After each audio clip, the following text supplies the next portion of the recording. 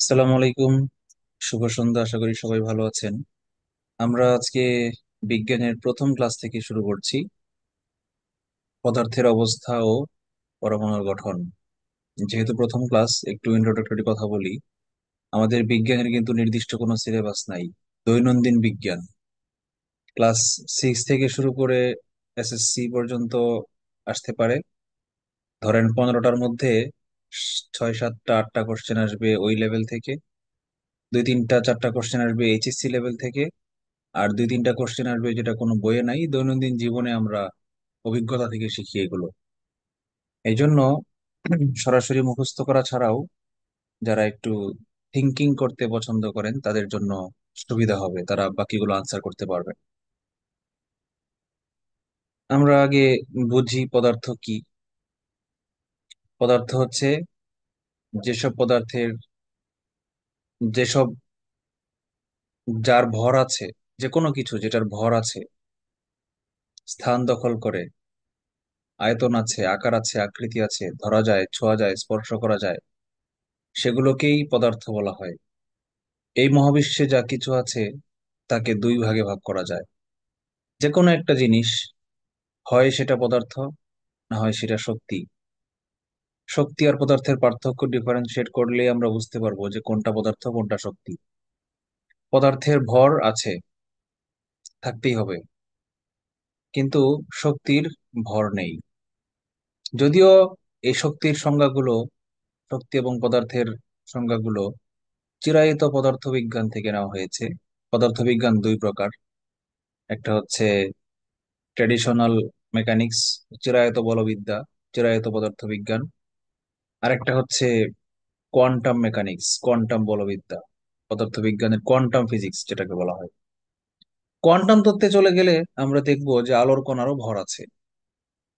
আমরা দেখেছি যে ব্ল্যাক হোল নাম শুনেছি, কৃষ্ণ গহ্বর। মানে কি? কৃষ্ণ গহ্বর হচ্ছে এমন একটা জিনিস যেটাকে চোখে দেখা যায় না, অন্ধকার। কেন? তার, তার ভর এত বেশি যে সে তার থেকে নির্গত হওয়া আলোক রশ্মির কণাগুলোকে নিজের দিকে শোষণ করে। তা আলোক রশ্মির যদি ভর না থাকে তাহলে আলোর কণাকে কেন শোষণ করবে? তার মানে আলোর কণারও ভর আছে। অর্থাৎ আমরা যখন কোয়ান্টাম মেকানিক্সে চলে যাব, সাধারণ ফিজিক্স বাদ দিয়ে আপার লেভেলে চলে যাব, তখন আমরা দেখতে পারবো শক্তিরও ভর থাকতে পারে। বাট আমরা এত ডিপ লেভেল থেকে কোশ্চেন আসবে না। আবার আসতেও পারে, ওই যে বললাম 2 3টা কোশ্চেন আসে অ্যাবনর্মাল। তো এই জন্য জেনে রাখা ভালো, নর্মাল সেন্সে শক্তির ভর নাই। যেমন আলো, আলোর কোনো ভর নাই।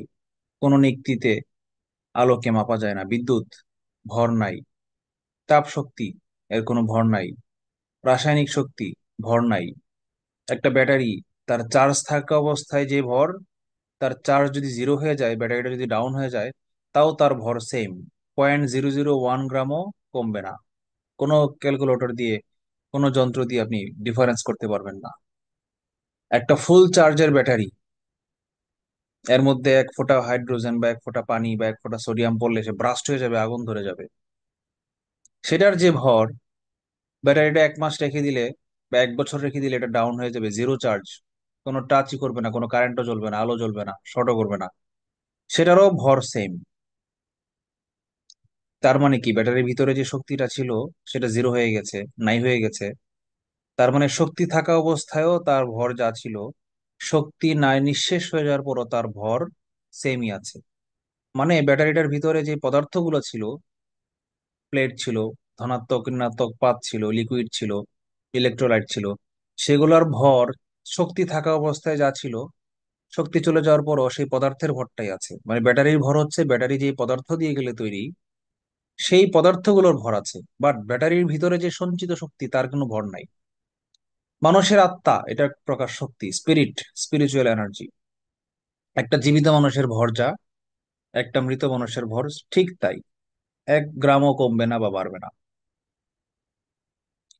তার মানে আত্মাটা যে মানুষের দেহ থেকে চলে গেল, কিন্তু তার ভর কমলো না। তার মানে আত্মাটা এক প্রকার শক্তি, দেখা যায় না, ধরা যায় না, ছোঁয়া যায় না। পদার্থ স্থান দখল করবে, আয়তন আছে, এক কথায় আয়তন আছে, কিন্তু শক্তির আয়তন নেই। উদাহরণ আমরা জানি, এগুলো পড়ার কিছু নাই, আমরা এগিয়ে যাই। নর্মালি পদার্থ 3 প্রকার। একটু আপার লেভেলে থিঙ্ক করলে পদার্থ চার প্রকার।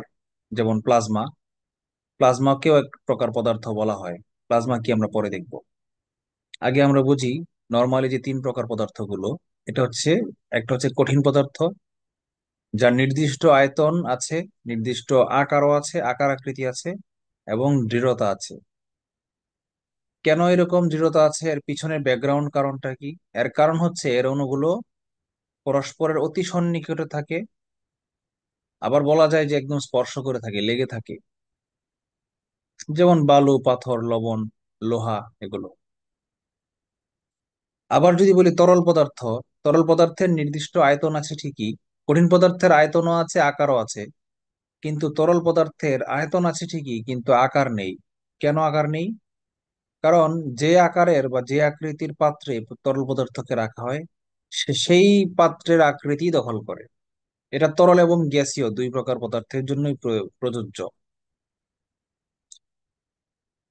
1 লিটার পানি, এটাকে আপনি বড় একটা গামলার মধ্যে রাখলে গামলার সাইজ হবে, জগে রাখলে জগের সাইজ হবে, বোতলে রাখলে বোতলের সাইজ হবে। তরল পদার্থের সাথে গ্যাসীয় পদার্থের পার্থক্য হচ্ছে গ্যাসীয় পদার্থের আয়তনও নাই, আকারও নাই। এটা আবার কেমন কথা? আয়তন না থাকলে তাহলে সেটা পদার্থ হইলে কেমনে? তাহলে কি গ্যাস শক্তি বলতে চাচ্ছেন আপনি? নো, গ্যাস শক্তি না। কারণ শক্তিকে ধরা যায় না, ছোঁয়া যায় না, এবং গ্যাসের ভর নাই। সরি, শক্তির ভর নাই। কিন্তু গ্যাস কিন্তু ধরা যায়, ছোঁয়া যায়, স্পর্শ করা যায়, অনুভব করা যায়। বাতাস গায়ে লাগলে কি আমরা টের পাই। এবং বাতাসের ভর আছে। বাতাসের ভর কিন্তু অনেক। বাতাসের ভর জলীয় বাষ্পের চেয়ে বেশি। জলীয় বাষ্প মানে কি? পানির কণা।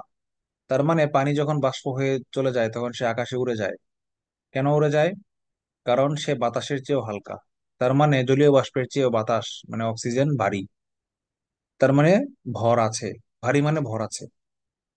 তাহলে আয়তন নাই, ব্যাপারটা কি? আয়তন একেবারে নাই তা বলি নাই। গ্যাসীয় পদার্থেরও আয়তন আছে, বাট গ্যাসীয় পদার্থের নির্দিষ্ট আয়তন নাই। কেন নির্দিষ্ট আয়তন নাই? কারণ গ্যাসীয় পদার্থকে যে পাত্রে রাখা হয় এটা লেখা নাই, কিন্তু জেনে রাখেন, নলেজে রাখেন, মাথায় ঢুকায় রাখেন, মুখস্থ করার দরকার নাই। গ্যাসীয় পদার্থকে যে পাত্রে রাখা হয় সেই পাত্রের পুরোটা, পুরোটা জুড়ে দখল করে, পুরোটা জুড়ে। মনে করেন এক বোতল, একটা বোতল খালি ছিল, ভ্যাকুয়াম, ভিতরে কিছু নাই। এখানে যদি আপনি একটু বাতাস ফুদিয়ে দিয়ে দেন, কার্বন ডাইঅক্সাইড, সেই কার্বন ডাইঅক্সাইডটা, গ্যাসটা এই পুরোটা বোতলের মধ্যে সমানভাবে, অণুগুলো সমানভাবে ডিস্ট্রিবিউট হয়ে যাবে, স্প্রেড হয়ে যাবে। মানে পুরোটা আয়তন দখল করে ফেলবে ওই বাতাসটা। আবার যদি একটু বাতাস ফু না দিয়ে, যদি 3 বার 4 বার ফু দিয়ে প্রচুর পরিমাণ কার্বন ডাইঅক্সাইড দেন, তাহলেও সেই পুরোটা বাতাসই ওই বোতলটার পুরোটা জুড়ে দখল করবে। কিন্তু লিকুইডের ক্ষেত্রে কিন্তু তা না। লিকুইডের আয়তন কিন্তু নির্দিষ্ট। লিকুইডকে যখন আপনি ছেড়ে দিবেন তখন সে জাস্ট তলানিতে গিয়ে জমা হবে। যেটুকু লিকুইড দিয়েছেন সেইটুকুই সে আয়তন দখল করবে। আর বাকি উপরের অংশ খালি থাকবে, অথবা গ্যাস থাকবে বা ভ্যাকুয়াম থাকবে। ভ্যাকুয়াম মানে মহাশূন্য। ভ্যাকুয়াম মানে হচ্ছে যেখানে বাতাসও নাই, কোনো পদার্থের কণা নাই, সেটাকে ভ্যাকুয়াম বলা হয়। তাহলে কঠিন, তরল, গ্যাস তিনটার পার্থক্য কি আমরা বুঝতে পেরেছি? আচ্ছা, বিষয় হচ্ছে এই কঠিন, তরল, গ্যাস এগুলো কিন্তু একই পদার্থের বিভিন্ন অবস্থা। পদার্থ কখনো আলাদা হয় না।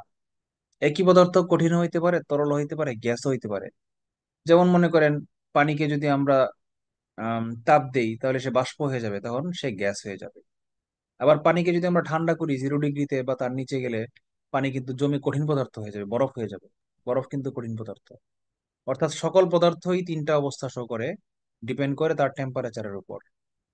তাহলে টেম্পারেচারের সাথে অবস্থা পরিবর্তন কেন হয়, তার আগে বুঝতে হবে তাহলে পদার্থগুলো কেন এর বিভিন্ন রকম অবস্থা শো করে। এর কারণই হচ্ছে একমাত্র অণু, আণবিক বিন্যাস। প্রত্যেকটা সেন্টেন্সে দেখেন অণু কথাটা আছে। দেখেন কঠিন পদার্থের বলে বলা আছে অণুগুলো পরস্পরের প্রতি অতি সন্নিকটে অবস্থান করে। তরল পদার্থের কথা ক্ষেত্রে বলা আছে সন্নিকটে থাকে, তবে তাদের মধ্যকার আকর্ষণ কঠিন পদার্থের মতো প্রবল না, দুর্বল আকর্ষণ থাকে। এই জন্যই তারা ফ্লুইড হয়ে যায়, প্রবাহী হয়ে যায়। যেমন পানি, পেট্রোল, কেরোসিন, তেল, এগুলো যে পাত্রে রাখি সেই পাত্রের মতো, মানে অণুগুলো একটা থেকে স্লাইড করে পিছলায় চলে যায়। আর গ্যাসীয় পদার্থের আন্তঃআণবিক আকর্ষণ নাই বললেই চলে, একদম জিরোর কাছাকাছি, অনেক কম। এই জন্য অণুগুলা একটার সাথে আরেকটার প্রতি কোনো আকর্ষণই ফিল করে না, খালি উড়তে থাকে, যেখানেই পায় পুরোটা জায়গা দখল করে ফেলে। বুঝতে পেরেছেন? হ্যাঁ। এখন আমরা শিখবো ব্যতিক্রম যেটা, প্লাজমা কি জিনিস। যেমন আমরা যদি বলি আগুন, আগুন কি শক্তি না পদার্থ? অধিকাংশই ভুলটা করে ফেলবো, পরীক্ষায় আসবে শক্তি। কিন্তু। না, আগুন শক্তি না। আমরা বলে ফেলি আগুন শক্তি, মনে করি, কিন্তু আগুন শক্তি না। আগুন থেকে যেটা নির্গত হয় মানে তাপ, তাপ হচ্ছে শক্তি। অথবা আলো, আলো হচ্ছে শক্তি। বাট আগুন নিজে কি? আগুন নিজে হচ্ছে জ্বলন্ত গ্যাস। কোনো পদার্থ যখন অক্সিজেনের সম্মুখে জ্বলে ওঠে তখন সেটাকে বলা হয় শিখা বা অগ্নিশিখা বা আগুন। আগুন মানে শিখা, আগুন মানে জ্বলন্ত গ্যাস। এই জ্বলন্ত অথবা আয়নিত চার্জিত গ্যাসকেই প্লাজমা বলা হয়। আমরা এখন এলইডি লাইট পড়ি, লাইট ইমিটিং ডায়োড, ইলেকট্রনিক্স প্রয়োগ করে আমরা লাইট জ্বলে আমাদের ঘরে। এর আগে, এক যুগ আগে লাইট কেমন ছিল এলইডি আবিষ্কার হওয়ার আগে? এর আগে লাইট ছিল এনার্জি সেভিং বাল্ব অথবা টিউব লাইট। এই বা লাইট গুলোর বৈশিষ্ট্য ছিল ভিতরে কি থাকতো? গ্যাস থাকতো, আয়নিত গ্যাস থাকতো। সেই গ্যাসের দুই পাশে যখন চার্জ দেওয়া হতো তখন সেই গ্যাসগুলো চার্জিত হয়ে জ্বলে উঠতো। তার মানে কি, এই টিউব লাইটের ভিতরে বা এনার্জি সেভিং বাল্বের ভিতরে ছিল হচ্ছে কি? গ্যাস, চার্জিত গ্যাস ছিল। এই চার্জিত গ্যাসটাকে প্লাজমা বলা হয়। আগুন, টিউবলাইট এগুলো হচ্ছে প্লাজমা পদার্থ। এবং এই মহাবিশ্বের অধিকাংশ জিনিসই প্লাজমা। প্রত্যেকটা নক্ষত্র এক একটা প্লাজমা। সূর্য একটা প্লাজমা, জ্বলন্ত গ্যাস। সূর্যের মধ্যে হিলিয়াম এবং হাইড্রোজেন গ্যাস পড়তেছে। তার মানে প্রতিটা নক্ষত্রই কি এক একটা প্লাজমা পদার্থ। এই সৌরজগতে যতগুলা গ্রহ এবং উপগ্রহ আছে বা অন্যান্য জ্যোতিষ্ক আছে, সবগুলাকে যদি জোড়া দেওয়া হয় তাহলেও সূর্যের ভরের 0.001%ও হবে না। তার মানে মহাবিশ্বের 99.99999 আনলিমিটেড 99%ই হচ্ছে কি? নক্ষত্র, অর্থাৎ জ্বলন্ত গ্যাস মানে প্লাজমা। অথচ প্লাজমাই আমরা চিনি না, কারণ পৃথিবীতে নাই যে। ওকে। পদার্থের তিন অবস্থার রূপান্তরের মূল কারণ হচ্ছে তাপ। তাপ দিলে কেন পদার্থ চেঞ্জ হয়ে যায়? কারণ পদার্থের অণুগুলা কন্টিনিউয়াসলি মুভমেন্ট করছে, কাঁপছে। এই যে আপনার হাতের দিকে তাকান, আপনি কোনো মুভমেন্ট দেখতে পাচ্ছেন না, বাট মাইক্রোস্কোপ দিয়ে দেখেন, দেখবেন প্রত্যেকটা অণু কাঁপতেছে। এই কাঁপার মাত্রার উপর ডিপেন্ড করে যে আপনার পদার্থটা কি সলিড হবে না লিকুইড হবে না গ্যাস হবে। তাপ বাড়ায় দিলে কি হয়? পদার্থ, অণুগুলো কাঁপার জন্য যথেষ্ট পরিমাণ শক্তি সেই তাপ শক্তি থেকে শোষণ করে সেই অণুগুলোর কম্পন বেড়ে যায়। তখন অণুগুলো কি করে? বন্ধন ছিন্ন করে উড়ে যায়, মানে সলিড থেকে লিকুইড হয়ে যায়। আরো তাপ দিলে লিকুইড থেকে গ্যাস হয়ে যায়। পদার্থের অণু হচ্ছে বইয়ের মতো। মনে করেন একটা বউ যদি আর হাজবেন্ড আর বউয়ের মধ্যে যদি কোনো এক্সট্রা ম্যারিটাল অ্যাফেয়ার না থাকে, তাহলে সেই হাজবেন্ড ওয়াইফের বন্ধনটা খুব দৃঢ়, মানে এরা কঠিন পদার্থ।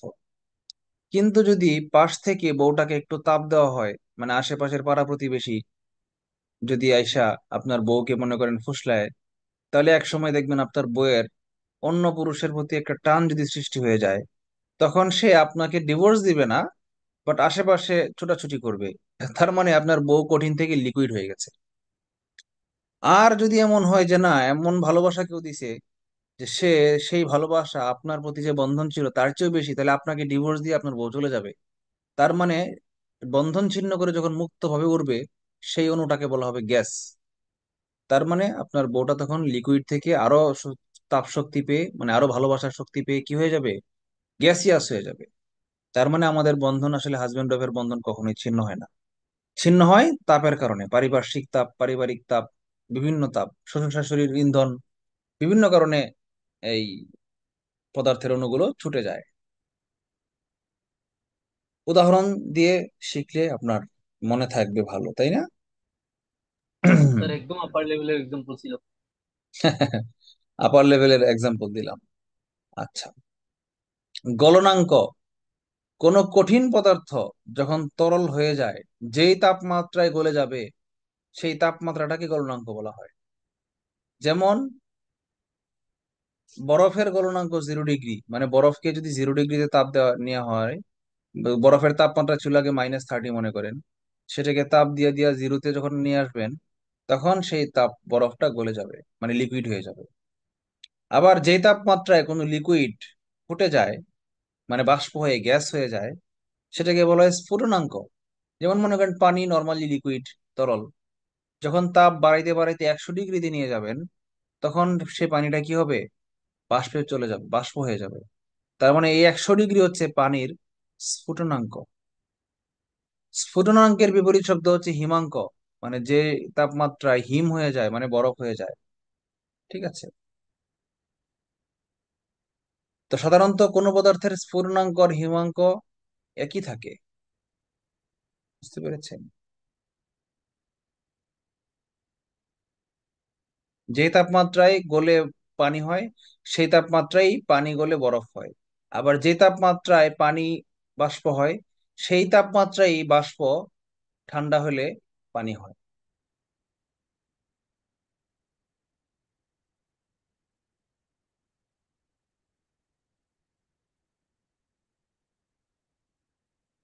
ঊর্ধ্বপাতন। ঊর্ধ্বপাতনটা কি? কোনো কোনো কঠিন পদার্থ তরল না হয়ে সরাসরি বাষ্প হয়ে যায়, এটাকে ঊর্ধ্বপতন বলা হয়। আমাদের একটু জেনে রাখা, এটার ইংলিশ হচ্ছে সাবলিমেশন। সাবলাইম অর্থ ভার্ব, ঊর্ধ্বপাতিত হওয়া। আর এই কাজের নামটা হচ্ছে নাউন, সাবলিমেশন, মানে ঊর্ধ্বপাতন। ঊর্ধ্বপাতন যে সকল পদার্থের হয় সেগুলোর নামগুলো আমাদের একটু চিনে রাখা দরকার। যেমন কর্পূর, তারপর গন্ধক। গন্ধক কি অ্যাকচুয়ালি? গন্ধক অ্যাকচুয়ালি সালফার। সালফারের ইংলিশ নাম হচ্ছে এস। এস, বাংলায় বলা হয় গন্ধক। আয়োডিন ইংলিশ, ন্যাপথলিন ইংলিশ, একটা জৈব যৌগ। নিশাদল। নিশাদল মানেই হচ্ছে অ্যামোনিয়াম ক্লোরাইড। দুইটাই ঊর্ধ্বপাতন হয়। আচ্ছা দেখি, আমি একটু শিওর ওই গুগল থেকে, নিশাদল মানেই কি এই অ্যামোনিয়াম ক্লোরাইড কিনা। আমার আসলে ইংলিশ নামগুলো শিখলেই হয়তো, কিন্তু তারপরেও বাংলা নামগুলো কেন দেওয়া হয়েছে জানেন? ক্লাস 8-এর ClH4CN মানে অ্যামোনিয়াম ক্লোরাইড, ঠিকই আছে। অ্যামোনিয়াম ক্লোরাইডটাই নিশাদল, তাহলে আমি কমাটা কেটে দিয়ে ব্র্যাকেট দিয়ে দিই, NH4Cl। অ্যামোনিয়াম ক্লোরাইডের সংকেত হচ্ছে NH4Cl, অ্যামোনিয়াম ক্লোরাইড, এটাই হচ্ছে নিশাদল। কার্বন ডাইঅক্সাইড, আপনারা শুনেছেন সলিড কার্বন ডাইঅক্সাইড থাকে। যেমন মনে করেন, হ্যাঁ, লিকুইড কার্বন ডাইঅক্সাইড পাওয়া যায় কেমিক্যাল প্রসেসে, বাট নর্মাল অ্যাটমসফিয়ারিক টেম্পারেচার এবং প্রেসারে, এই অবস্থার পরিবর্তনের সাথে কিন্তু শুধু তাপমাত্রা জড়িত না, প্রেসারও জড়িত। প্রেসার মানে বায়ুচাপ, কি চাপে তাকে রাখা হয়েছে। তো স্পেশালি কন্ডিশন এনভায়রনমেন্টে কার্বন ডাইঅক্সাইডকে লিকুইড করা যায়, বাট অনলি প্রেসারের অ্যাপ্লাই করে কার্বন ডাইঅক্সাইডকে লিকুইড করা যায় না। কি হয়ে যায় সে? কার্বন ডাইঅক্সাইড ছিল অনেকগুলা, সেগুলাকে ঠান্ডা করতে করতে এবং হচ্ছে আপনার আহ চাপ বাড়াইতে বাড়াইতে একসময় কি হয়ে যায়, সে একদম ডিরেক্ট বাতাস থেকে সলিড হয়ে যায়, লিকুইড কার্বন ডাইঅক্সাইড পাওয়া যায় না। আমরা যে অগ্নি নির্বাপক যন্ত্র দেখি, অগ্নি, লাল রঙের একটা বোতল থাকে, একটা ক্লিপ থাকে, এই ক্লিপটা টান দিয়ে খুলে স্প্রে করলেই কার্বন ডাইঅক্সাইড স্প্রে হয়। আর সেই স্প্রে কি করে? আগুন নিভিয়ে দেয়। এই কার্বন ডাইঅক্সাইড এই বোতলটার ভিতরে থাকে কিন্তু সলিড আকারে, লিকুইড থাকে না। যদি কখনো আপনি এটা ভেঙে ফেলতে পারেন, এই ইয়াটা, বোতলটা, ভিতরে দেখবেন একদম ঠান্ডা কার্বন ডাইঅক্সাইড, যেটা টেম্পারেচার জিরোর নিচে থাকে। যদি কোনো কারণে জিরোর নিচের কোনো কার্বন ডাইঅক্সাইডকে, সলিড কার্বন ডাইঅক্সাইডকে বা সলিড নাইট্রোজেন গ্যাসকে হাত দিয়ে টাচ করে ফেলেন, তো ওই ঠান্ডায় আপনার হাতের সাথে ওইটা চামড়াটা আঠা লেগে যাবে, হাত আর খুলে আসবে না, চামড়া চিরে বরফ নিয়ে যাবে। এই জন্য খুব রিস্কি এটা। বুঝতে পেরেছেন? তারপর হচ্ছে আর্সেনিক। আর্সেনিক নিজেই নাম। বেনজোইক অ্যাসিড, এটাই বেনজোইক অ্যাসিড অরিজিনাল নাম। কর্পূরের ইংলিশ নাম কি, কেমিক্যাল নাম কি, এটা আমার ভুলে গেছি, আমি একটু দেখি তো। কর্পূর জিনিসটা কি?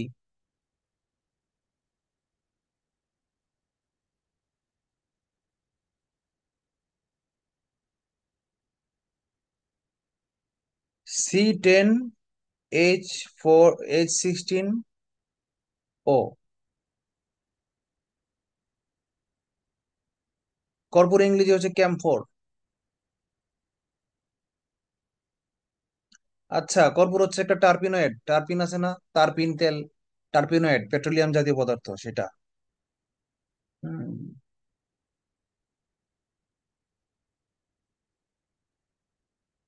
কর্পূর গাছ, সিনামোমাম ক্যাম্ফোরা, এই গাছের কাঠ থেকে কর্পূর নিষ্কাশন করা হয়। কর্পূরের আলাদা কোনো নাম নাই, তাহলে কর্পূরের নাম ক্যাম্ফোর। আর রাসায়নিক সংকেত C10H16O। তাহলে এটার আলাদা কোনো ইয়া নাই, দরকার নাই, তাহলে আমার আলাদা করে কোনো নাম শেখার দরকার নাই, কর্পূর কর্পূর হিসেবে আমরা জানি, মনে রাখি।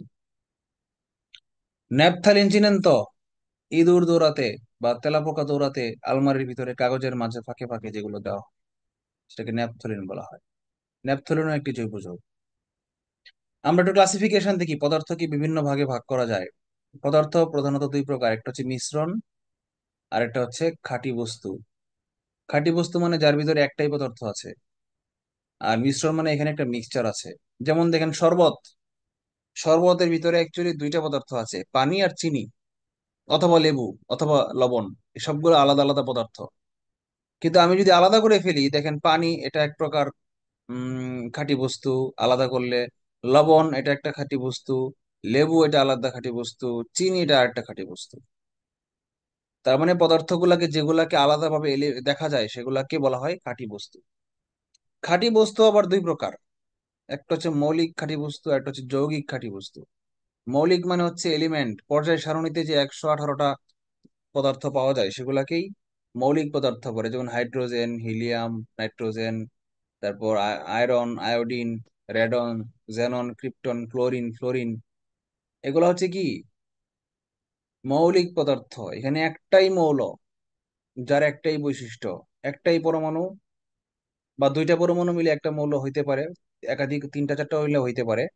আর সেখানে প্রত্যেকটা পরমাণু একই রকম, একই পদার্থের একই পরমাণু দিয়েই পদার্থটা গঠিত হয়েছে। যেমন H2 হাইড্রোজেনের, আমরা হাইড্রোজেন যে দেখি বোতলের ভিতরে কি কি দেখি আমরা, প্রকৃতিতে বিরাজ করে কি, অণু বিরাজ করে, পরমাণু বিরাজ করে না। প্রকৃতিতে আমরা যে দেখি রাসায়নিক বিক্রিয়ায় থাকে অণু। এই অণুগুলা যদি একই পদার্থের মৌল, একই একই অণু, একই পরমাণু একাধিকবার যুক্ত হয়ে গঠন করে, তাহলে তাকে বলা হয় মৌলিক পদার্থ। আর আলাদা আলাদা রকম পরমাণু যুক্ত হয়ে যদি একটা বড় অণু গঠন করে, তাহলে তাকে বলা হয় যৌগ। যেমন দেখেন পানি একটা যৌগিক পদার্থ, কার্বন ডাই অক্সাইড একটা যৌগিক পদার্থ। কেন? কারণ পানির অণুটা বানানো হয়েছে হাইড্রোজেন এবং অক্সিজেন দুইটা আলাদা আলাদা পদার্থের পরমাণু দিয়ে পানির অণুটা তৈরি হয়েছে। এই জন্য পানিটা হচ্ছে যৌগ বা যৌগিক পদার্থ। কিন্তু আমি যদি বলি আলাদাভাবে হাইড্রোজেন, আলাদাভাবে অক্সিজেন, আলাদাভাবে নাইট্রোজেন, এরা কিন্তু মৌলিক পদার্থ। কারণ নাইট্রোজেনের ভিতরে যে দুইটা N2 আছে, N2 মানে দুইটা নাইট্রোজেনের পরমাণু, এরা দুইজন কিন্তু একই একই, সেম আইডেন্টিক্যাল।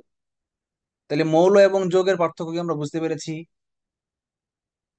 কারো কোনো প্রশ্ন আছে? আমাকে কি শোনা যাচ্ছে? জি স্যার। ওকে। এবার আমরা খাঁটি বস্তু থেকে মিশ্রণে চলে আসি। মিশ্রণ আবার দুই প্রকার, একটা হচ্ছে সমসত্ব মিশ্রণ, আর একটা হচ্ছে অসমসত্ব মিশ্রণ। এই মিশ্রণ আবার কিন্তু দুই প্রকার, একটা হচ্ছে দ্রবণ, আর একটা হচ্ছে অনলি মিশ্রণ। দ্রবণ ছাড়াও মিশ্রণ হয়। দ্রবণ তাহলে কি, কোন ধরনের মিশ্রণকে আমি দ্রবণ বলবো? দ্রবণ ইংরেজি সলিউশন, আর মিশ্রণ ইংরেজি মিক্সচার। দ্রবণ মানে হচ্ছে যখন পদার্থের পরমাণুগুলো বা অণুগুলো রাসায়নিক বিক্রিয়া করে রাসায়নিক পর্যায়ে মিশে যায়, তখন তাকে দ্রবণ বলা হয়। হাইড্রোজেন বন্ড ক্রিয়েট হয়, রাসায়নিক বন্ধন তৈরি হয়। যেমন পানির মধ্যে যখন চিনিকে আমি গুলিয়ে ফেলবো, তখন আপনি পানি এবং চিনিকে আলাদা করতে পারবেন না, দেখতে পারবেন না পানি কোথায় আর চিনি কোথায়। এই জন্য পানি আর চিনির মিক্সচারটা হবে একটা দ্রবণ। কিন্তু যদি আণবিক পর্যায়ে না হয়, দ্রবীভূত হয় না, এরকম দুইটা পদার্থ নিয়ে যদি মিক্সচার করি, তাহলে আণবিক পর্যায়ে কোনো বিক্রিয়া গঠিত হবে না। জাস্ট তারা মিশে মিশে থাকবে, একটার ফাঁকে আরেকটা থাকবে, একটার অন্যর ফাঁকে আরেকটা থাকবে। যেমন মনে করেন, পানির সাথে যদি বালির মিশ্রণ, বালু, চিনি না দিয়ে যদি 1 চামচ বালু দিয়ে দেই, এই বালুর অণুগুলা কিন্তু পানির অণুর সাথে কোনো বিক্রিয়া করবে না। এই জন্য বালিগুলো পানির মধ্যে ভাসতে থাকবে। দীর্ঘ সময় দিলে তারা থিতিয়ে পড়বে। থিতানো মানে কি? প্রেসিপিটেশন, ইংলিশে বলা হয় প্রেসিপিটেশন, বাংলায় বলা হয় থিতানো। মানে সময় দিলে পানি থেকে যে সলিড পদার্থগুলো, অণুগুলো নিচে নিচে পড়ে যায়, সেটাকে বলা হয় নিচে পড়ে নিচে তলানিতে জমে যায়, এটাকে বলা হয় থিতানো। তার মানে এটা অ্যাকচুয়ালি দ্রবণ হয় নাই, রাসায়নিক বিক্রিয়া হয় নাই। এটাকে ছাকলে বা থিতালে এরা আলাদা হয়ে যায়। এই জন্য এটাকে মিশ্রণ বলা হচ্ছে। অসমসত্ব, সমসত্ব, অসমসত্ব। আচ্ছা, এখন আমরা বুঝি সমসত্ব মিশ্রণ কি আর অসমসত্ব মিশ্রণ কি, এটা একটু বোঝা দরকার। সমসত্ব মিশ্রণ মানে হচ্ছে যেই মিশ্রণে দুইটা আলাদা অণু, আলাদা দুইটা পদার্থের অণু বিক্রিয়া করবে না, কিন্তু পুরোটা এলাকা জুড়ে সমান অনুপাতে মিশ্রিত থাকবে, তাকে বলা হয় সমসত্ব মিশ্রণ। আর যেখানে সমান অনুপাতে মিশ্রিত থাকবে না, সেটাকে বলা হবে অসমসত্ব মিশ্রণ। উদাহরণ দিলেই বোঝা যাবে। মনে করেন, পানির মধ্যে যদি আপনি 1 ফোঁটা নীল, উজালা নীল, চিনেন না? কাপড় হোয়াইটনার, এটাকে এফবিও বলা হয়, ফেব্রিক ব্রাইটেনিং। এফবিও মানে জানি, এফবিএ মানে হচ্ছে ফ্লোরোসেন্ট ব্রাইটেনিং এজেন্ট। আবার অনেক সময় এটাকে ওবিএ বলা হয়, অপটিক্যাল ব্রাইটেনিং এজেন্ট। কাপড়ের উজ্জ্বলতা বাড়ায় যেসব পদার্থ, সেগুলোকে ওবিএ বা এফবিএ বলা হয়। যেমন নীল, বাংলায় বলা হয় নীল। এখন একটা সাদা শার্টে নীল দেওয়ার আগে যখন আপনি পানির মধ্যে 1 ফোঁটা নীল ছেড়ে দেন, দিয়ে যখন মিক্সচার করেন, তখন পুরোটা পানির কালার কিন্তু একই রকম নীল দেখা যায়। আপনি উপর থেকে 1 গ্লাস পানি নেন, আর একদম তলানি থেকে 1 চামচ পানি নিয়ে আলাদা দুইটা স্বচ্ছ কাচের গ্লাসে রাখেন, দুইটাকে আপনি সেম দেখতে পাবেন। কোনটা উপরের কোনটা নিচের আপনি ঘনত্ব দেখে বা কালার দেখে ডিফারেন্সিয়েট করতে পারবেন না। তার মানে পানি এবং নীলের মিশ্রণটা হচ্ছে একটা সমসত্ব মিশ্রণ। বাট পানির মধ্যে যদি বালু ছেড়ে দেন, দেখবেন বালিগুলো নিচের দিকে বালি বেশি, উপরের দিকে বালি কম। তাহলে পানি এবং বালির মিশ্রণ বা পানি এবং তেলের মিশ্রণ, দেখবেন তেল পানির চেয়ে হালকা, এর জন্য দেখবেন তেলগুলো উপরের দিকে জমে থাকে। অর্থাৎ পানি এবং তেলের মিশ্রণটা হচ্ছে অসমসত্ব মিশ্রণ। এই পর্যন্ত কারো কোনো প্রশ্ন আছে কিনা?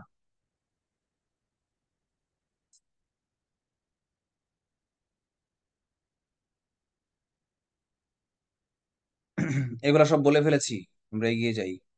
118টি মৌলিক পদার্থ আছে, ঠিক আছে? এর মধ্যে 98টা মৌল প্রকৃতিতে পাওয়া গেছে, আর ল্যাবরেটরিতে কৃত্রিম উপায়ে তৈরি করা হয়েছে 20টা।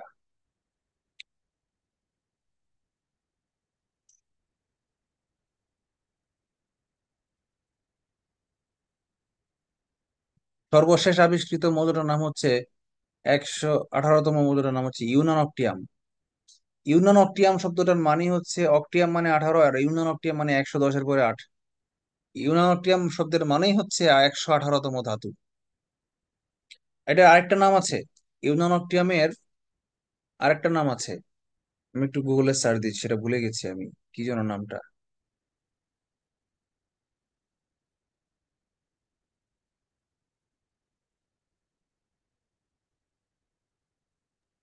Sir oganesson. Organisation, right. Organisation না অর্গানাইজেশন, একটু লিখে দেই।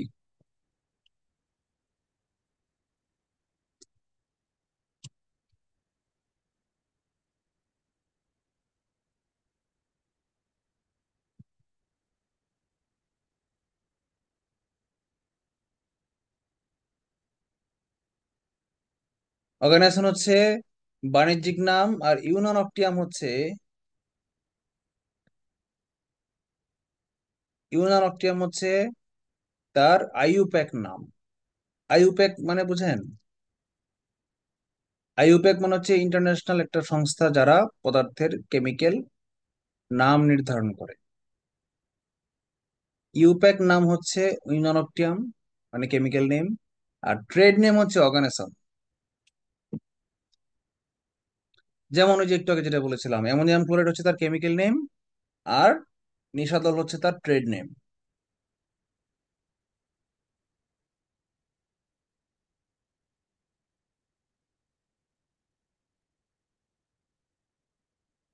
আচ্ছা, ইউপ্যাক এর ইলাবোরেশন কি? IUPAC, international union for of physicist and chemist, এরকম কিছু নাকি? না না না, pure, international union for pure and applied chemistry. International union for pure and applied chemistry হচ্ছে ইউপ্যাক। ইউপ্যাক নেম হচ্ছে ইউনানকটিয়াম। ওকে, যৌগিক পদার্থ কি বলে দিছি, হাইড্রোজেন অক্সিজেন মিলে হচ্ছে পানি, এই জন্য পানি, কার্বন ডাই অক্সাইড, এগুলো যৌগিক পদার্থ। বোঝার কিছু নাই। এবার দেখি আমরা পদার্থের পরিবর্তন। পদার্থের পরিবর্তন দুই প্রকার, একটা হচ্ছে ভৌত বা অবস্থানগত পরিবর্তন, আর একটা হচ্ছে রাসায়নিক পরিবর্তন। রাসায়নিক পরিবর্তনটা একটু ডিপ, বড় ধরনের পরিবর্তন, এবং এটা ইরিভার্সিবল। সাধারণত প্রাকৃতিক ভাবে এটা পিছনে ফিরে আসে না, নতুন বিক্রিয়া না ঘটাইলে। আর ভৌত পরিবর্তনটা খুব সহজেই পিছনে ফিরিয়ে আনা যায়। উদাহরণ দেখি, তাহলে বুঝি। এখানে শুধু বাহ্যিক আকার আকৃতি বা অবস্থার পরিবর্তন হয়। অবস্থা মানে কি? ওই যে কঠিন তরল বায়বীয়, এইগুলা পরিবর্তন হয়। কিন্তু কোনো নতুন পদার্থ, নতুন কেমিক্যাল নেম, কোনো কেমিক্যাল স্ট্রাকচার উৎপন্ন হয় না। তাকেই ভৌত পদার্থ পরিবর্তন বলে। যেমন দেখেন, পানিকে ঠান্ডা করে যদি বরফ বানাই, বরফকে যদি আবার তাপ দিয়ে বাষ্প বানাই, বাষ্পকে যদি আবার বরফ বানাই, এগুলা করলে কিন্তু কোনো নতুন পদার্থ হচ্ছে না, সবগুলা পানি।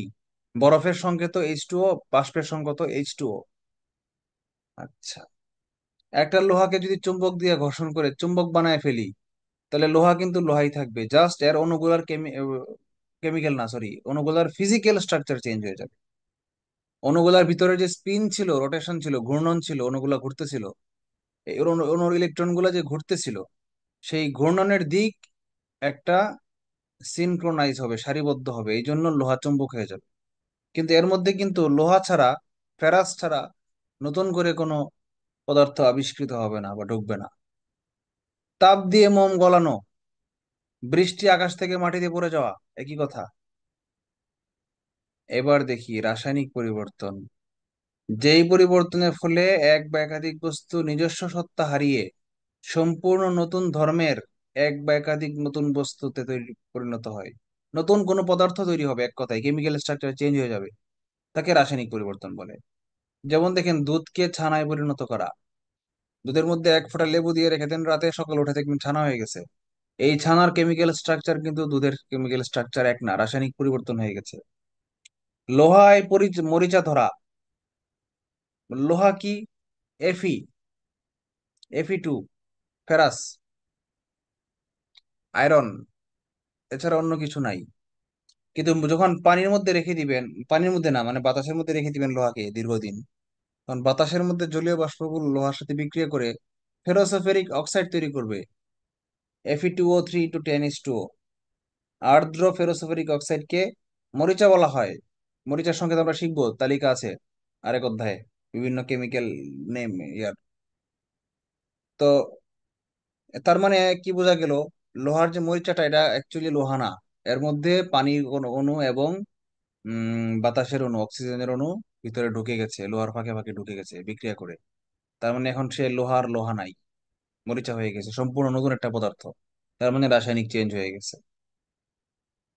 চাল সিদ্ধ করে ভাতে পরিণত করা। আমরা মনে করতে পারি যে চালকে ভাতে করলে এটা তো ভৌত পরিবর্তন মনে হচ্ছে, চাল তো কোনো নতুন পদার্থ হয় নাই, খালি শক্ত ছিল আর নরম হয়ে গেছে, না। এর ভিতরে পানি ঢুকেছে, চাউলের ভিতরে। চাউল মানে কি? কার্বোহাইড্রেট। গ্লুকোজের 4000 অণু মিলে একটা ডিগ্রি অফ পলিমারাইজেশন বলে, গ্লুকোজ C6H12O6।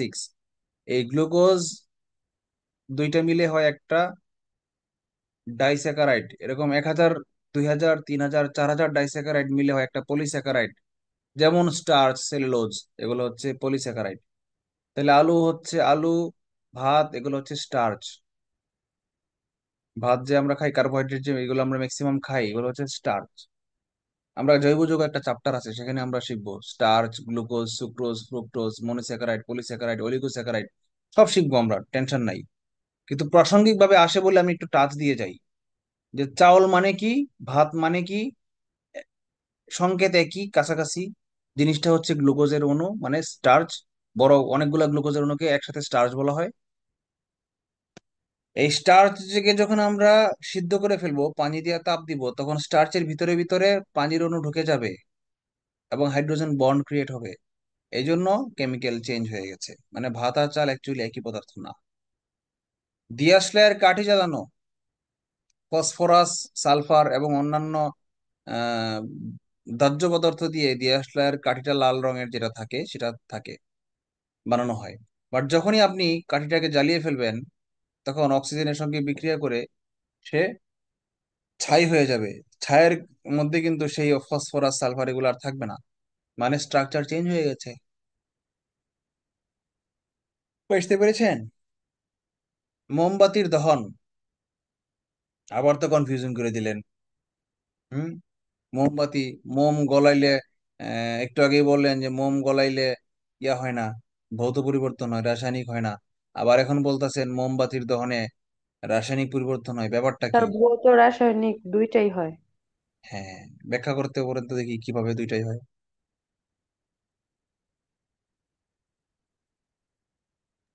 স্যার এটা ভুলে গেছি স্যার, অনেক দিন ধরে তো সায়েন্সের থেকে দূরে আছে, কিন্তু মনে আছে যে মোমবাতির দহনে ভৌত এবং রাসায়নিক দুইটাই হয়, উভয় এটা মনে পরিবর্তন আছে। হয়, রাইট। হ্যাঁ। কিভাবে উভয়? যখন মোমটা, স্যার মোমবাতির দহন, বলেন বলেন শুনি। স্যার দহনটা মানে স্যার এখানে মোমের সাথে অক্সিজেনের বিক্রিয়া করে আর একটা, তখন মূলত অক্সিজেনের সাথে বিক্রিয়া করে নতুন একটা পদার্থ উৎপন্ন হয়। সেই জন্য এই যে দহন মোমবাতির দহনটা। শব্দটার সহজ বাংলা কি বলেন তো? স্যার এটা কি পোড়ানো ঊর্ধ্বপাতনের স্যার। ফলে হতে পারে? না না না, ঊর্ধ্বপতনের সাথে সম্পর্ক নাই। দহন মানে হচ্ছে পোড়া। বলে হ্যাঁ না স্যার হৃদয়ের পোড়ানো। দহন, হৃদয়ের দহন বলে না, তোমাকে না পেয়ে আমার হৃদয়ে দহন হচ্ছে। দহন মানে হচ্ছে জ্বলা, জ্বলাপোড়া করা, আগুন জ্বলা। অক্সিজেন ছাড়া ফ্লেম উৎপন্ন হয় না। অক্সিজেন ছাড়া পুড়ে না এটা বলা যাবে না, ফ্লেম উৎপন্ন হওয়া ছাড়াও পুড়ে যায়। যেমন আপনার মশারিতে যদি আপনি একটু আগুন ধরায় দেন, দেখবেন আগুন না ধরলেও সে গলে যাবে, আস্তে আস্তে তাপে গলে যাবে। কিন্তু সেটা গলে যাওয়া আর দহন হওয়া মানে পুরানো এক না কিন্তু। দহন হইলে সেখানে অগ্নিশিখা উৎপন্ন হবেই, মানে অক্সিজেন যখন জ্বলে যাবে, অক্সিজেন থেকেই ফ্লেম তৈরি হয়। অক্সিজেন ছাড়া আগুন জ্বলে না। ঠিক আছে? তো আহ দহন মানে হচ্ছে অক্সিজেনের উপস্থিতিতে পুরানো। কিন্তু মোম যখন আমি ধরাবো, তখন মোমে কি হবে, প্রথম স্টেজে তাপ পেয়ে সলতাটা পুড়বে। সলতাটা পুড়ে নিচের যে মোমটা আছে স্পর্শে লাগানো, সেই মোমটাকে গলায় ফেলবে, তাপে গলবে। এই তাপে মোম গলে যাওয়া, এটাকে বলা হয় ভৌত পরিবর্তন। আর গলিত মোমটা, যে মোমটা গলে গেছে, সেই গলিত মোমটা সলতার, মোমের ভিতরে একটা সলতা থাকে না, কাপড়ের, কটনের তৈরি, সলতা দিয়ে চুইয়ে চুইয়ে, ক্যাপিলারি অ্যাকশন যেটাকে বলা হয়, কৈশিক জালিকার টানে, কৈশিক টানে আস্তে আস্তে লিকুইড গুলো উপরের দিকে উঠে সলতায় চলে আসবে। ওই সলতা কি করবে, সলতার মধ্যে যখন আসবে তখন সে বাতাসের সংস্পর্শ পেয়ে আগুন ধরে যাবে, মানে শিখা উৎপন্ন হবে। ওই শিখার থেকে ওই মোম, যে লিকুইড মোম, মানে গলে উত্তপ্ত লিকুইড মোম, যে বাতাসের সাথে বাতাসের অক্সিজেনের সাথে বিক্রিয়া করে কেমিক্যালি চেঞ্জ হয়ে বাতাসে প্রকৃতিতে উড়ে যাচ্ছে, দহন হয়ে যাচ্ছে, পুড়ে যাচ্ছে, এটা আবার কেমিক্যাল রিয়েকশন। মোমের কেমিক্যালকে বলা হয় প্যারাফিন, এক প্রকার অ্যালকিন, জৈব যৌগ। এই অ্যালকিন যখন বাতাসের অক্সিজেনের সাথে বিক্রিয়া করে অগ্নিশিখা উৎপন্ন করে এবং নাই হয়ে যায়, নিঃশেষ হয়ে যায়, সেটা এক প্রকার রাসায়নিক পরিবর্তন। কারণ এখানে বিক্রিয়া হচ্ছে, অক্সিজেনের সঙ্গে বিক্রিয়া হচ্ছে। এবং সকল প্রকার দহন, মনে রাখবেন, সকল প্রকার গলন না, সকল প্রকার দহন হচ্ছে রাসায়নিক পরিবর্তন। আর সকল প্রকার গলন বা স্ফুটন হচ্ছে ভৌত পরিবর্তন। খাতায় লিখে রাখেন। রেকর্ডিং দেখে দেখে নোট নেন, যেগুলো শিটে নাই ডান পাশে লিখে রাখেন। এই কারণেই প্রিন্টেড শিটটা দরকার। প্রিন্টেড শিটটা নেন নাই কে কে? সবাই প্রিন্টেড শিটটা নিয়ে নেন। এবার আমরা দেখি পদার্থের গঠন। আমরা আগে শিখলাম পদার্থের অবস্থা, এবার শিখবো গঠন। অবস্থা মানে কঠিন তরল বায়বীয় ইন্টারচেঞ্জ। আর এবার দেখবো পদার্থের ভিতরে কি থাকে, অণু পরমাণু, ইলেকট্রন, প্রোটন, নিউট্রন, এগুলো কি শিখবো আমরা এখন। প্রথম হচ্ছে ডাল্টনের পরমাণুবাদ। ডাল্টন না, বানানটা ভুল হয়েছিল, এটা হবে ডাল্টন। বিজ্ঞানী জন ডাল্টন একটা মতবাদ দিয়েছেন। এখানে অনেকগুলো কথা, আমার এতগুলো দরকার নাই। যে খ্রিস্টপূর্ব, আচ্ছা, গ্রিক দার্শনিক ডেমোক্রিটাস খ্রিস্টপূর্ব 5ম শতাব্দীতে, মানে আজকে থেকে 2500 বছর আগে বলে গেছেন, সকল সকল পদার্থ অবিভাজ্য ক্ষুদ্র ক্ষুদ্র কণ দ্বারা গঠিত। এটার নাম দিছিল অ্যাটমস, মানে পরমাণু। কিন্তু এটার কোনো ব্যাখ্যা দিতে পারে নাই, পরমাণু কেমনে থাকে, কিরকম থাকে, কয়টা করে থাকে, কিছু বলতে পারে নাই। পরমাণুর ভিতরে কি থাকে এগুলো বলে। পরবর্তীতে 1803 সালে বিজ্ঞানী জন ডাল্টন এটাকে বৈজ্ঞানিক সায়েন্টিফিক থিওরি দিয়ে প্রকাশ করেন।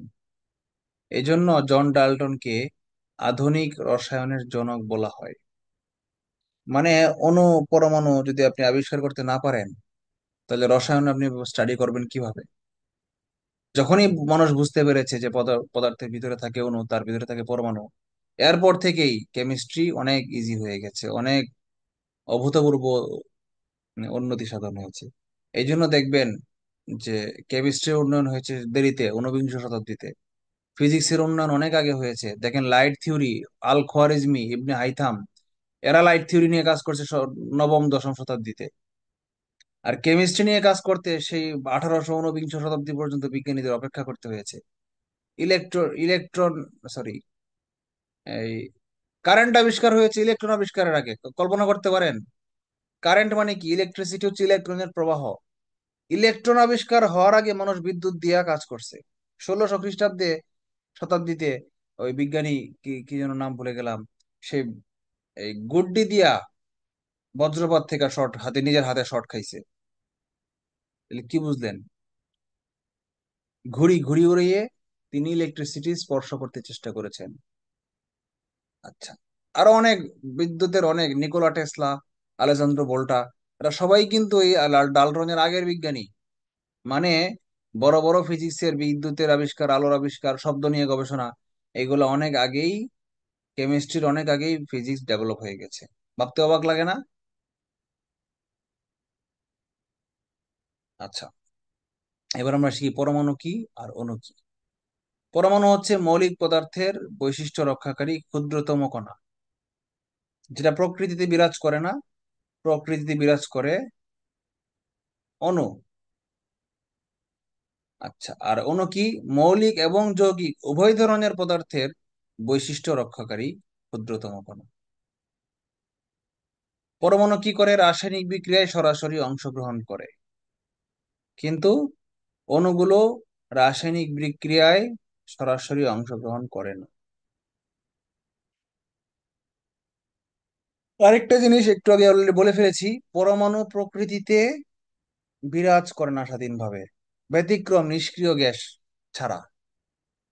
Argon, krypton, xenon, radon, helium, neon, এগুলো হচ্ছে ব্যতিক্রম পরমাণু, যারা একটা সিঙ্গেল পরমাণু প্রকৃতিতে থাকে।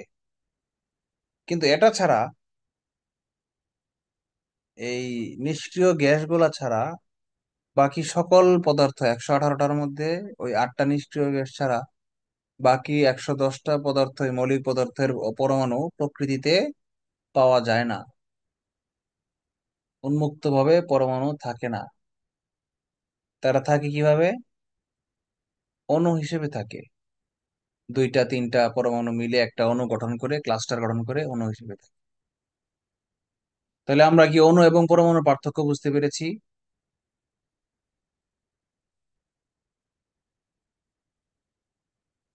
পারিনি? জি স্যার। আচ্ছা,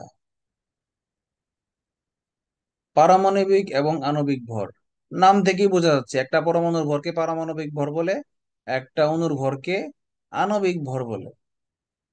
যেমন হাইড্রোজেনের একটা পরমাণুর ভর যদি হয় 1, তাহলে হাইড্রোজেনের একটা অণুতে থাকে দুইটা পরমাণু, নাম নাম হচ্ছে H2। তার মানে হাইড্রোজেনের একটা অণুর ভর হচ্ছে পরমাণুর ভরের দ্বিগুণ, মানে 2। তাহলে 1 বললাম, 2 বললাম, এত সহজ। এগুলা কি, 1 আর 2, এগুলা কি?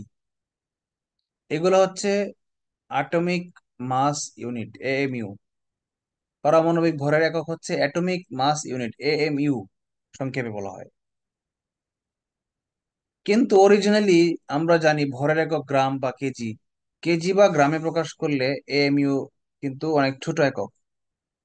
কিন্তু যখন আমরা তুলনা করার জন্য, মানে একটা পরমাণু দিয়ে আরেকটা পরমাণুর ভর মাপার জন্য সর্বনিম্ন ভরটাকে আমরা যেমন কেজি বলি, এরকম পরমাণুর ভর মাপার জন্য সর্বনিম্ন ইউনিট এককটাকে আমরা 1 এএমইউ বলি।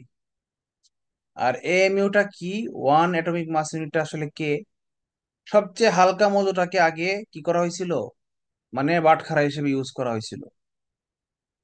একটা হাইড্রোজেন যেহেতু সবচেয়ে হালকা, এই জন্য হাইড্রোজেনের একটা পরমাণুর যে ভর 1.67 ইন্টু 10⁻⁻24 গ্রাম। 10⁻⁻24 মানে বুঝেন? একের পরে 23টা শূন্য দিয়া যদি আপনি ভাগ করেন 1.6 গ্রামকে, 23টা শূন্য দিলে কি হয়? 7টা শূন্য দিলে হয় 1 কোটি, 8টা শূন্য দিলে 10 কোটি, 9টা দিলে 100 কোটি, 10টা দিলে 1000 কোটি, 11টা দিলে 10,000 কোটি, 12টা দিলে 1 লক্ষ কোটি, তারপর 14টা দিলে 1 কোটি কোটি। তাহলে 14টা শূন্য দিলে হয়ে যায় 1 কোটি কোটি। তাহলে বুঝতে পারছেন 24টা শূন্য দিলে কত কোটি কোটি কোটি কোটি হয়। তার মানে 1 গ্রামের কত কোটি কোটি কোটি কোটি ভাগের 1 ভাগ। তার মানে যদি আমরা উল্টা ভাবে বলি যে 1.6 × 10⁻24টা পরমাণুকে যদি জোড়া দিই, তাহলে সেটা 1 গ্রাম হবে, 1 গ্রাম হাইড্রোজেন হবে। এখন বুঝতে পেরেছি? আচ্ছা, এই জন ডাল্টন কি করেছেন 1803 সালে? তিনি হাইড্রোজেন পরমাণুর ভরকেই পারমাণবিক ভরের প্রমাণ, মানে স্ট্যান্ডার্ড বাটখারা হিসেবে ইউজ করেছিলেন। আচ্ছা, আণবিক ভরের সংজ্ঞা একটু আগে বলে ফেলছি, আর বলবো না। কিন্তু কিন্তু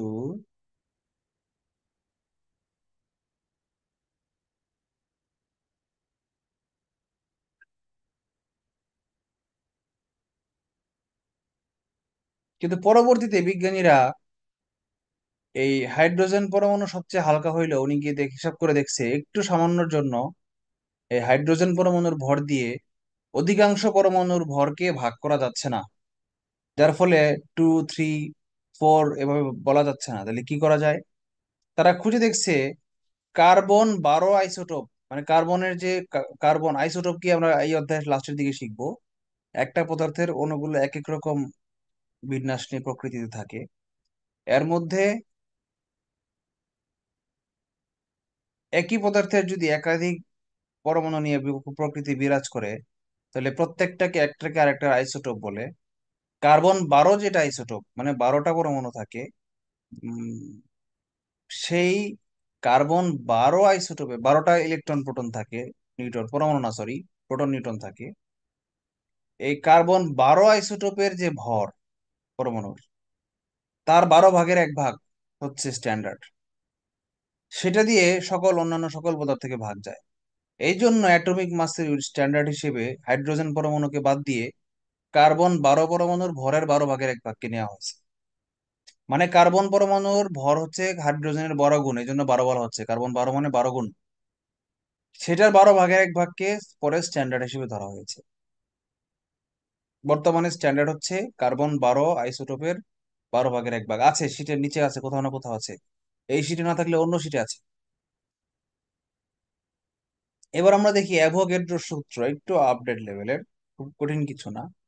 উনি বলেছেন একই তাপমাত্রা ও চাপে সম-আয়তনের সকল গ্যাসে, সেটা হোক মৌলিক হোক যৌগিক, সমান সংখ্যক অণু থাকে। মনে করেন 1 বোতল অক্সিজেন আছে, আপনি নিলেন একটা বোতল, নিয়ে কর্ক লাগাই দিলেন। একটু পরে একই সাইজের আরেকটা বোতল নিয়ে সেখানে বাতাস মুখ থেকে কিছু কার্বন ডাইঅক্সাইড দিয়া, হা দিয়া, সবগুলো অক্সিজেনকে বের করে ফুদিয়ে কার্বন ডাইঅক্সাইড দিয়ে ভর্তি করে ফেললেন, দিয়ে আবার কর্ক লাগাই দিলেন। তাহলে কি হবে জানেন? দুইটা বোতলেই সমান সংখ্যক অণু থাকবে।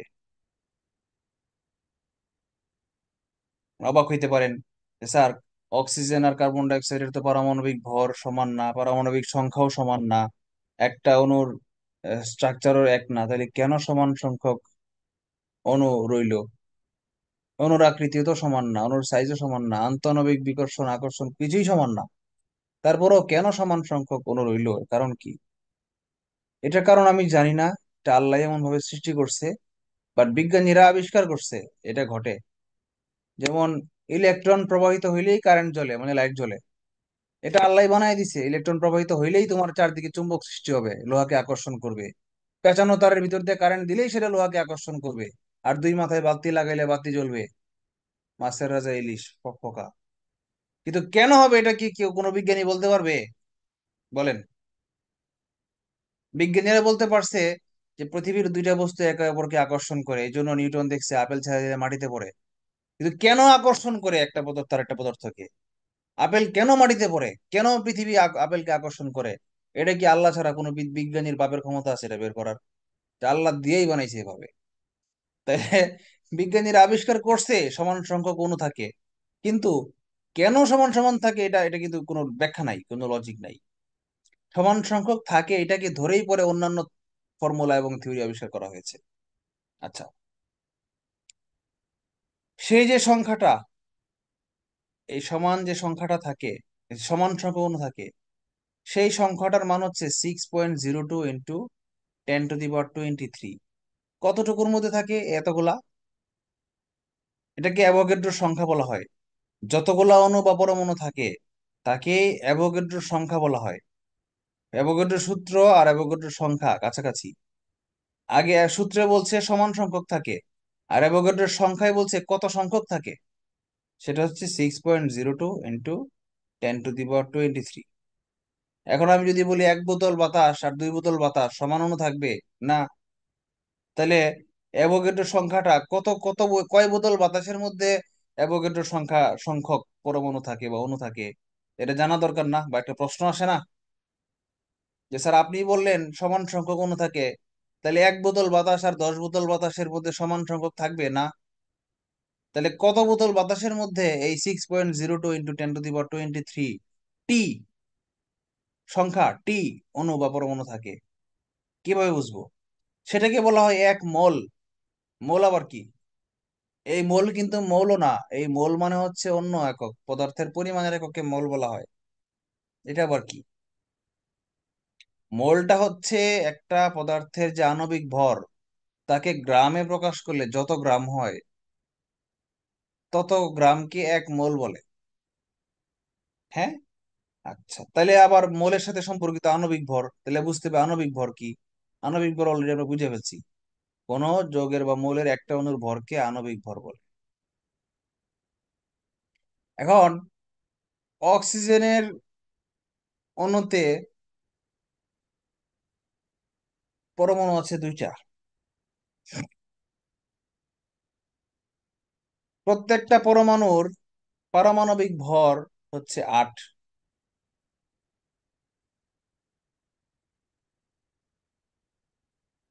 না, সরি, পারমাণবিক ভর না, অক্সিজেনের ওর পারমাণবিক পারমাণবিক সংখ্যা, সংখ্যায় 8, ভর সংখ্যা 16। হচ্ছে 8। Right, right, right. পারমাণবিক সংখ্যা, তাহলে আবার কি? এত পেঁচা ভর 16। যাইতেছে, ব্যাপারটা কি পেঁচা যাইতেছে, ঘটনাটা কি? এত জিনিস লিখি, না লিখলে পেঁচা যাবেই। যেমন অক্সিজেন, হ্যাঁ, আমরা অক্সিজেন নিয়ে কাজ করি।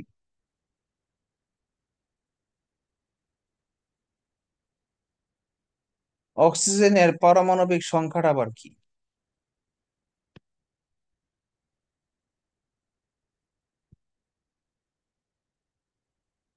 পারমাণবিক সংখ্যা হচ্ছে এর পরমাণুর ভিতরে, একটা পরমাণুর ভিতরে যতগুলা প্রোটন থাকে তাকে তার পারমাণবিক সংখ্যা বলা হয়, মানে প্রোটন সংখ্যা।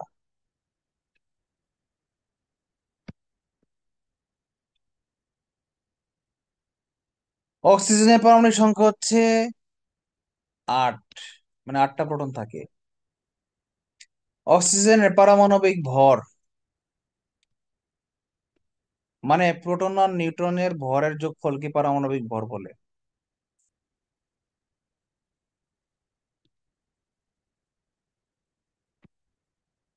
8 + 8 মানে 16। তার মানে একটা অক্সিজেনের পারমাণবিক ভর হচ্ছে 16টা।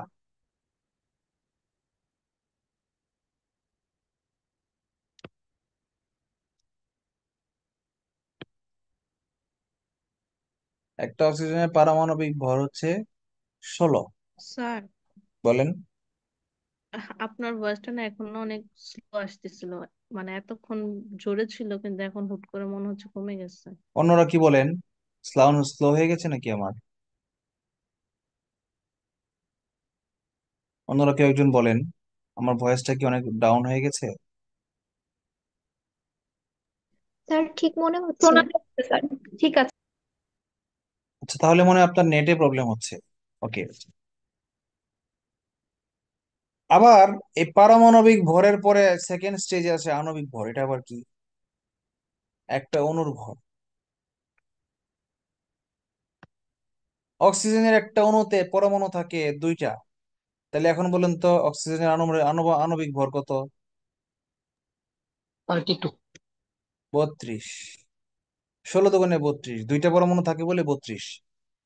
এই আণবিক ভরকে 32 কে যদি আমি সংখ্যে গ্রাম লাগাই দেই, গ্রাম, এই গ্রাম লাগাই দিলে এটা হয়ে গেল 1 মোল। 32 গ্রাম হচ্ছে 1 মোল। তার মানে 1 মোল অক্সিজেন মানে 32 গ্রাম অক্সিজেন। এই 32 গ্রাম অক্সিজেনে থাকবে 6.02 × 10⁻23টা অণু। আবার যদি বলি যে হাইড্রোজেনের আণবিক ভর হচ্ছে 2, তার মানে 2 গ্রাম হাইড্রোজেনের মধ্যে ওই একই সংখ্যক অ্যাভোগাড্রোর সংখ্যক অণু থাকবে। মানে 2 গ্রাম হাইড্রোজেনে যে কয়টা অণু থাকে, 32 গ্রাম অক্সিজেনে একই সমান সংখ্যক অণু থাকে। পানির আণবিক ভর হচ্ছে 18, কারণ H2O, 2টা হাইড্রোজেন হচ্ছে 1 1 2, আর একটা অক্সিজেন হচ্ছে 16, তাহলে 16 আর 2 18। 18 গ্রাম পানিতে ওই 6.02 × 10⁻23 সংখ্যক অণু থাকে। স্যার আপনি ড্রপার পরমাণু দিয়ে, থাকে স্যার, অণু পরমাণু থাকে না, স্যার, পরমাণু। না পরমাণু না, পরমাণুতে অন্য জায়গায় যাব। আমরা এখন মোলে আছি। মোল হচ্ছে অণু দিয়ে, মোল মানে অণু নিয়ে কাজ করে। আপনি ড্রপার দিয়ে যদি 18 মিলিলিটার পানি নেন, তার ভর হবে 18 গ্রাম। তার মানে কল্পনা করে দেখবেন আর মনে মনে শান্তি পাইবেন যে এইখানে কয়টা পরমাণু আছে বলো দেখি। এক রাজা একবার মন্ত্রীরে বললো, এই আমার রাজ্যে এত কাকা করে কেন? তুমি সব কাক গুনে আনো দেখি। পরে তো কাক হতাশ হতাশ হতাশ। কাক তো এক জায়গা থেকে আরেক জায়গায় চলে যায়, চেনা যায় না। পরে গোপালবারের কাছে গেছে, আমি পারবো রাজাকে উত্তর দিতে। গোপালবার আসছে, এসে বলে, আজ্ঞে হুজুর, এই রাজ্যে 9,999টা কাক আছে। পরে রাজা তো কই, বাহ, তুমি একদিনের মধ্যে কেমনে গুনে ফেললা? আমার মন্ত্রী 1 বছর ধরে গুনে পারে না। পরে কয়, বিশ্বাস না হলে ধরেন, আপনি কাক ধইরা প্রমাণ করেন। পরে তো রাজা সব কাক বন্দি করছে, একটা একটা করে মারছে, মাইরা না গুইনা দেখে 10,000। আর গোপাল ভাঁড় বলছিল 9,999। একটা বাড়লো।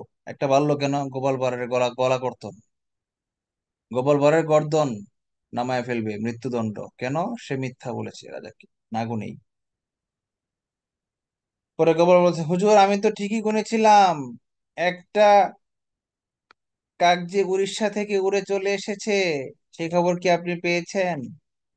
তখন তো রাজা চিন্তায় পড়ে গেছে, তাই তো, না তাহলে গোপাল ভাঁড় ঠিক। আচ্ছা, একই রকম আপনাকে যদি কেউ একটু পানি নিয়ে বলে যে, ভাই কও দেখি এখানে কয়টা পরমাণু আছে, মাইক্রোস্কোপ দিয়ে দেখা যায় না, খালি চোখ দিয়ে কেমনে দেখবেন? আপনি সেই পানিটাকে ড্রপার দিয়ে মাপবেন, মাইপা দেখবেন কত গ্রাম। তাহলে হিসাব করবেন, 18 গ্রামে থাকে, ওই কি গ্রাম হিসাব করবেন, 18 গ্রাম পানির মধ্যে থাকে 6.02 × 10⁻23 টি পরমাণু। তাহলে 36 গ্রামে কত থাকে? এভাবে বের করে ফেলবেন। আমরা তখন শিখলাম মোল। মোল মানে হচ্ছে অণু। এবার আমরা চলে যাব মোল পরমাণু। মানে আণবিক ভরকে গ্রামে প্রকাশ করলে সেটাকে ডিরেক্ট মোল বলে। বাট পারমাণবিক ভরকে যদি আবার গ্রামে প্রকাশ করা হয়, তাহলে সেটাকে বলা হয় মোল পরমাণু। তার মানে অক্সিজেনের 1 মোল মানে 32 গ্রাম, কথা সত্য। কিন্তু অক্সিজেনের 1 মোল পরমাণু মানে কিন্তু 16 গ্রাম। তার মানে 6.02 ইন্টু 10⁻23 পরমাণুকে বলা হয় 1 মোল পরমাণু। মানে 1 মোলের মধ্যে সংখ্যা সমান, সেটা অণু হোক আর পরমাণু হোক, কণার সংখ্যা সমান 6.02 ইন্টু 10⁻23টাই থাকবে। কিন্তু যদি সেটা অণু থাকে, সেই কণাটা যদি অণু হয়, তাহলে তার ভর হবে 32 গ্রাম। আর সেই একই সংখ্যক কণা যদি পরমাণু হয়, তাহলে তার ভর হবে 16 গ্রাম। বলেন বুঝতে পেরেছেন কিনা? নিচে যাই। মোল কি আমরা বলে ফেলছি? হ্যাঁ, মোল আমরা বলে ফেলছি। এবার বলি মোল পরমাণু। পারমাণবিক ভরকে গ্রামে প্রকাশ করলে যে গ্রামটা পাই তাকে মোল পরমাণু বলে। হাইড্রোজেনের পারমাণবিক ভর 1, এই জন্য হাইড্রোজেনের 1 মোল পরমাণু মানে হচ্ছে 1 গ্রাম। অর্থাৎ 1 গ্রাম হাইড্রোজেনে অ্যাভোগাড্রো সংখ্যা সংখ্যক পরমাণু থাকে। এবার বলি মোলার আয়তন কি। প্রমাণ তাপমাত্রা ও চাপে যে কোনো 1 মোল গ্যাস যে আয়তন দখল করে তাকে বলে মোলার আয়তন। মানে এই যে অক্সিজেনের বলছিলাম 1 মোল মানে 32 গ্রাম, তাহলে 32 গ্রাম অক্সিজেন যে আয়তনটা দখল করে তাকেই বলা হয় মোলার আয়তন। বুঝতে পেরেছেন? ওকে। অ্যাভোগাড্রো সূত্র থেকে আরো কয়েকটা অনুসিদ্ধান্ত আবিষ্কার করেছি। কি কি? সেটা হচ্ছে, 1 নাম্বার, নিষ্ক্রিয় গ্যাস ছাড়া অন্য সকল মৌলিক গ্যাসের অণু দ্বিপরমাণুক। মৌলিক গ্যাস মানে কি? যেই গ্যাসগুলা পর্যায় সারণীতে পাওয়া যায়, ওই যে 118টা মৌল আছে পর্যায়ে, ওই 118টার যে কোনো একটা, যেগুলা যেগুলা গ্যাস, সেগুলোর মধ্যে অবশ্যই 2টা পরমাণু আছে। ব্যতিক্রম হচ্ছে অনলি নিষ্ক্রিয় গ্যাস। ওই যে বলেছিলাম, নিষ্ক্রিয় গ্যাস কারা আমরা পর্যায় সারণী ক্লাসে শিখবো। হিলিয়াম, নিয়ন, আর্গন, ক্রিপ্টন, জেনন, রেডন, এই 6টা হচ্ছে নিষ্ক্রিয় গ্যাস। আরো আছে নাকি? থাকলে কেউ জানাবেন।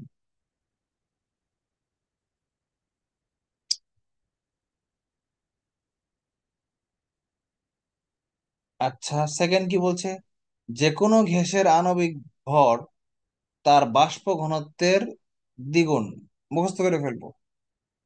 আচ্ছা, বাষ্প ঘনত্ব কি? ওই যে প্রকৃতিতে খোলা অবস্থায় রেখে দিলে প্রমাণ তাপমাত্রা ও চাপে কোনো লিকুইড বা গ্যাস তার যে একটা নির্দিষ্ট এরিয়া দখল করে একটা চাপ সৃষ্টি করে, সেটার একটা ক্যালকুলেশন, এটাকে ডি দিয়ে প্রকাশ করা হয়, ডেনসিটি, বাষ্প ঘনত্ব। তো আমরা এটা নিয়ে আলোচনা না করি, যেহেতু নাই, আসেও না পরীক্ষায়, আমরা ডিপে ঢুকলাম না। বাট অ্যাভোগাড্রোর সূত্রে এটা আছে, জন্য শিখে রাখলাম যে যে কোনো গ্যাসের আণবিক ভর তার বাষ্প ঘনত্বের দ্বিগুণ। কোন একটা পদার্থ তাপ দিলে সে সহজে বাষ্পীভূত হয়ে যাবে কি যাবে না, এটা ডিপেন্ড করে তার বাষ্প ঘনত্বের উপর।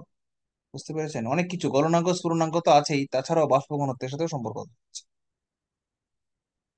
আচ্ছা, স্থির তাপমাত্রা ও চাপে সকল গ্যাসের মোলার আয়তন সমান। মোলার আয়তন সমান। এতক্ষণ শুনলাম মোলের মধ্যে সংখ্যা থাকে সমান, এখন শুনতেছি আয়তনও সমান। কি বলে এগুলা? সকল গ্যাসের মোলার আয়তন সমান, তার মানে 2 গ্রাম,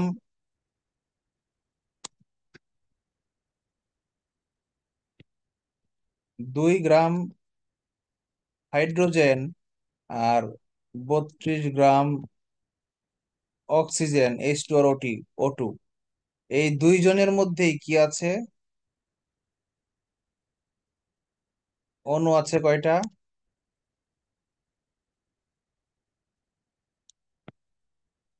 বলেন কয়টা?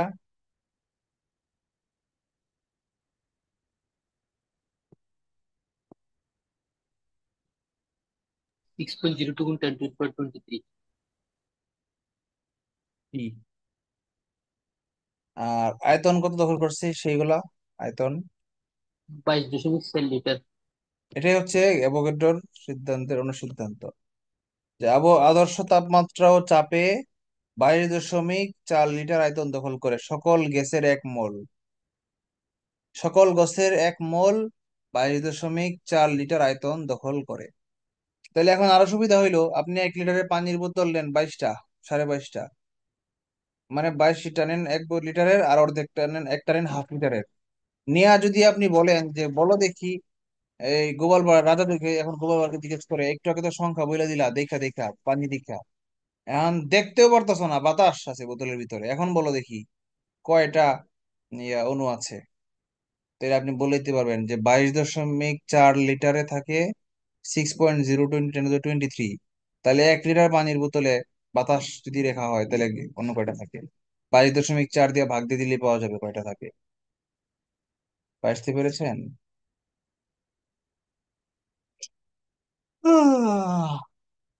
তাহলে আয়তন হচ্ছে 22.4 লিটার।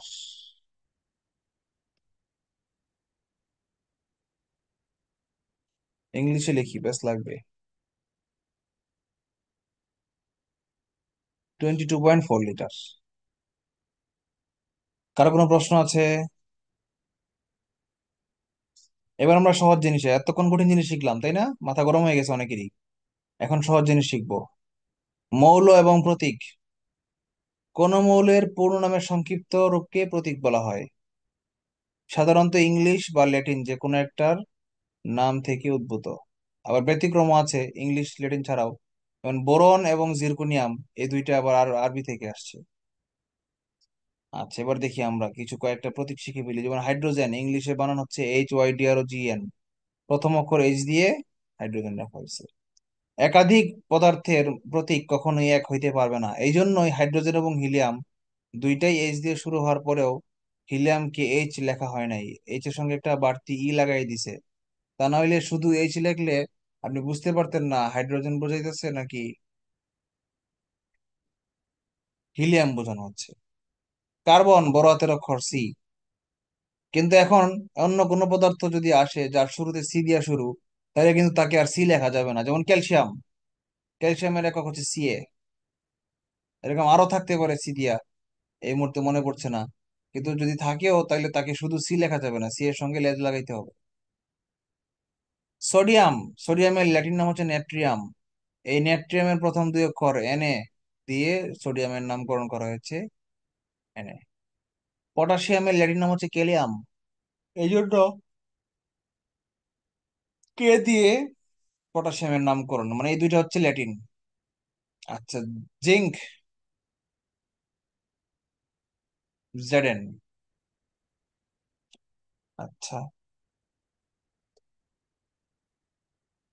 অণু এবং সংকেত, মানে পরমাণুর সাংকেতিক চিহ্ন হচ্ছে প্রতীক, মৌলের আর অণুর মানে যৌগের অণুর সাংকেতিক চিহ্নকে বলা হয় সংকেত। মৌলের হয় প্রতীক আর যৌগের হয় সংকেত। তাহলে আমরা প্রতীক এবং সংকেতের ডিফারেন্স বুঝতে পেরেছি। হাইড্রোজেন যখন মৌল হিসেবে বোঝানো হয় যে হাইড্রোজেন আছে আমার এই বোতলের ভিতরে, তখন সেটাকে লেখা হবে শুধু এইচ। কিন্তু যখন বলা হবে যে পূর্ণাঙ্গ হাইড্রোজেন গ্যাস আছে, মানে হাইড্রোজেনের অণু আছে, তখন কিন্তু সেটাকে আর এইচ না লিখে লেখা হবে H2 আছে। এইচ এর সঙ্গে যখন একটা টু লাগাই দিবেন তখন সেটার প্রতীক থাকবে না, সেটা সংকেত হয়ে যাবে। বুঝতে পেরেছেন? আমরা নিচে দেখি তাইলে বুঝবো। এই দেখেন হাইড্রোজেন এর মৌলের প্রতীক হচ্ছে এইচ, বাট যখনই টু লাগাই দিব তখন সেটা হয়ে গেল সংকেত H2। আচ্ছা, সবগুলোর সাথে টু আছে দেখেন, এইগুলো সবগুলাই গ্যাস, এই জন্য হাইড্রোজেনের সাথে H2, নাইট্রোজেনের সাথে N2, অক্সিজেনের সাথে O2, ক্লোরিনে F2, সবগুলাই কি টু দেওয়া।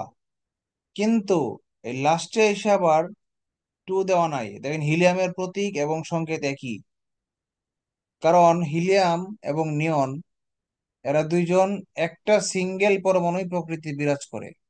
কেন বলেন তো? একটা নিষ্ক্রিয় এরা নিষ্ক্রিয় গ্যাস, এরা এতটাই নিষ্ক্রিয় যে এরা নিজেরা নিজেরাও বিয়ে করে না। মনে করেন আগে হিন্দু ধর্মে কলিন্য প্রথা ছিল যে ব্রাহ্মণরা কখনো নমশূদ্রকে বিয়ে করবে না। কিন্তু এমন একজন হয়ে গেছে, এমন সন্ন্যাসী, সে জীবনে বিয়েই করবে না, ব্রাহ্মণ আইনা দিলেও বিয়ে করবে না, ক্যাটরিনা কাইফকে আইনা খাড়া করে দিলেও সে বিয়ে করবে না। তাহলে বুঝছেন তো সেটাকে বলে নিষ্ক্রিয় গ্যাস। সরি, নিষিদ্ধ না, নিষ্ক্রিয়।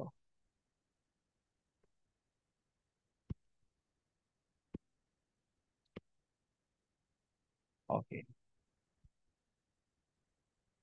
এবার আমরা দেখি সংকেত দুই ধরনের, সংকেতের ক্লাসিফিকেশন, একটা হচ্ছে আণবিক সংকেত আর একটা হচ্ছে স্থূল সংকেত।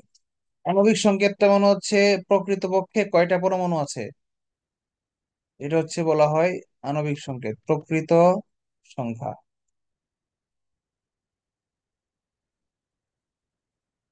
আর স্থূল সংকেত হচ্ছে জাস্ট অনুপাত।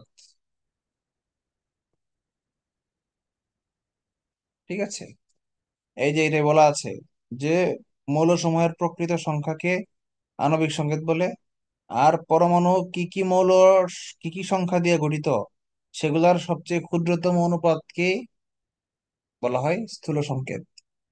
যেমন মনে করেন গ্লুকোজ, গ্লুকোজের অরিজিনাল সংকেত হচ্ছে আণবিক সংকেত, সেটা কি? C6H12O6, 6টা কার্বন পরমাণু, 12টা হাইড্রোজেন পরমাণু, আর 6টা অক্সিজেন পরমাণু, এই তিন ধরনের পরমাণু মিলে হচ্ছে গ্লুকোজ হইছে।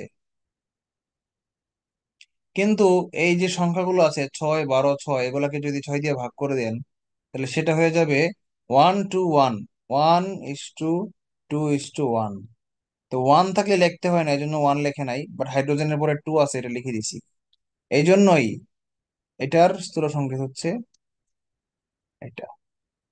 মনে রাখবেন একাধিক পদার্থের আণবিক সংকেত কখনো এক হয় না, কারণ একই সংকেত হইলে তারা পদার্থ অ্যাকচুয়ালি একটাই। একটু আগে বলছিলাম কর্পূর আর নিশাদল, সরি নিশাদল আর অ্যামোনিয়াম ক্লোরাইড দুইটারই সংকেত NH4Cl, তার মানে তারা অ্যাকচুয়ালি একই পদার্থ। কিন্তু যদি আলাদা পদার্থ হইতেই হয় তাহলে তাদের আণবিক সংকেত আলাদা হইতে হবে। কিন্তু স্থূল সংকেত আবার দুইটা পদার্থের সেম হয়েও যেতে পারে, কারণ ভাগ দেওয়া হয়েছে। ধরেন C6H12O6, আরেকটা পদার্থ যদি আমি আবিষ্কার করি C12H24O12, এটাকে আবার 12 দিয়ে ভাগ দিলে C1H2O1 হয়ে যাবে, মানে স্থূল সংকেত মিলে যাবে।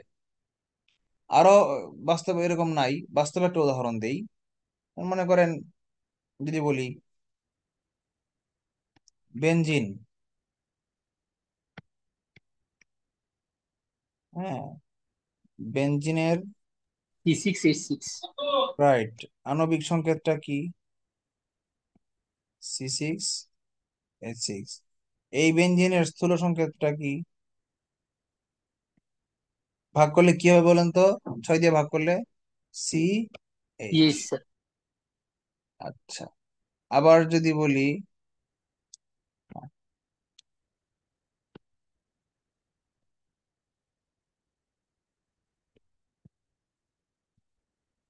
তাহলে আমরা একটা বাক্য শিখলাম যে একাধিক পদার্থের আণবিক সংকেত কখনোই একই হতে পারে না, কিন্তু স্থূল সংকেত একই হতেও পারে। এটা কিন্তু বেসিক, কোনো শীটে নাই, দেখছেন?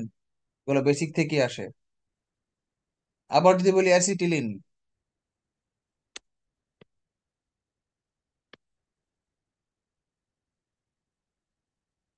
অ্যাসিটিলিন বা অ্যাসিটিলিনের আরেকটা নাম হচ্ছে ইথিন। অ্যাসিটিলিন হচ্ছে ট্রেড নেম, আর আইইউপ্যাক নাম হচ্ছে ইথিন। এটার প্রকৃত সংকেত হচ্ছে C2H2, C2H4। কিন্তু এটাকে স্থূল সংকেত কি?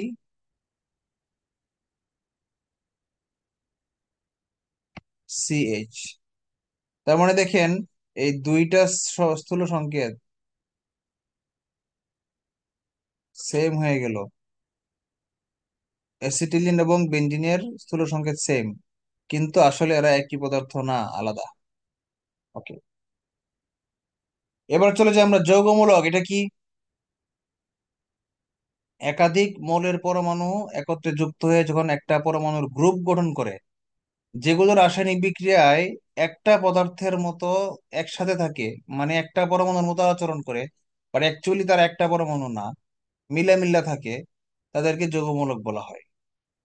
যেমন দেখেন অ্যামোনিয়াম প্লাস, ধনাত্মক যৌগমূলক। নাইট্রেট NO3 মাইনাস, নাইট্রেট মূলক। সালফেট মূলক SO4 মাইনাস, এই সালফেট মূলক যোজক কি 2 না, -2 না? SO4 - 2 হওয়ার কথা না? Carbonate CO3 minus, bicarbonate HCO3 minus, এগুলা সবই কি যৌগমূলক।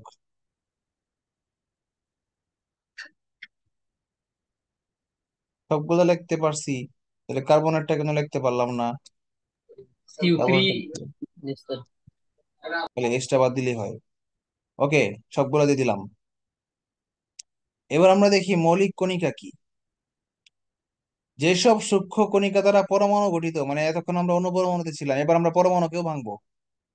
ওই ডেমোক্রিটাস বলেছিল সর্বনিম্ন ক্ষুদ্র কণিকা, অবিভাজ্য কণিকার নাম আহ ছিল পরমাণু, অ্যাটমস। 2500 বছর পরে বিজ্ঞানীরা বলতেছে ন, এই পরমাণুকেও ভাঙা যায়। সেটার নাম কি?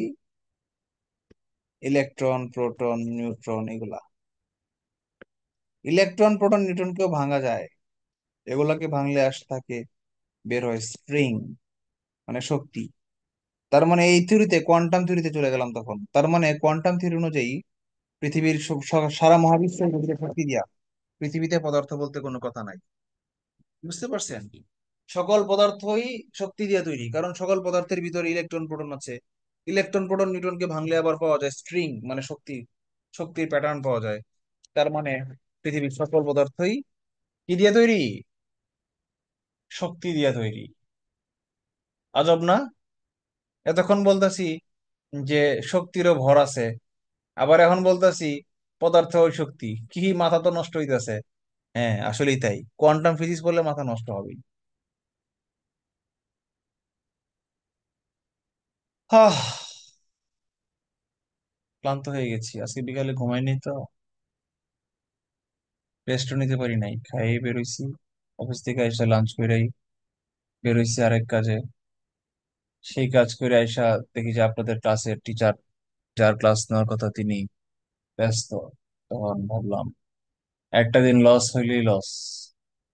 বুঝলাম না, আপনারা কি আমার চেয়ে বেশি ব্যস্ত নাকি? বলেন তো, আপনারা সকাল 9টা থেকে এখন পর্যন্ত কে কয় ঘন্টা কাজ করছেন? আমি তো 14 ঘন্টা কাজ করি দিনে। চিন্তা করেন, সকাল 9টা থেকে রাত 11:30 পর্যন্ত। এর মধ্যে গোসল করি নাই, আজকে টাইমও পাই নাই গোসল করার। খালি বাথরুমে গেছি আর 3 বেলা খাইছি। তাইলে এই 12.5 ঘন্টা না, 9টা থেকে 11:30 পর্যন্ত 14.5 ঘন্টা, এর মধ্যে যদি আপনি 2 ঘন্টা মাইনাস করেন, তার মানে আমি 12.5 ঘন্টা আজকে কাজ করতেছি, তাই না? 12.5 ঘন্টা। তা আপনারা 12.5 ঘন্টা না, আপনারা যদি আমার অর্ধেক পড়েন, মানে 6 ঘন্টা করেও পড়েন, তাও তো আপনারা ফার্স্ট বিসিএস এ ক্যাডার হয়ে থাকেন। কেন আপনারা 6 ঘন্টা করে পড়েন না বলেন? কেন পড়েন না 6 ঘন্টা করে? কেন ক্লাস করেন না? এই যে যারা ক্লাস করতেছেন না কেন, কি মানে, আমাদের ক্লাসগুলো কি খুব খারাপ? এগুলো পরীক্ষায় আসবে না? নাইট্রেট মূলকের সংকেত নিচের কোনটি? NO3 minus. আসবে না পরীক্ষায়? তাহলে কেন পড়তেছেন না, কেন শিখতেছেন না? আমি বুঝতেছি না।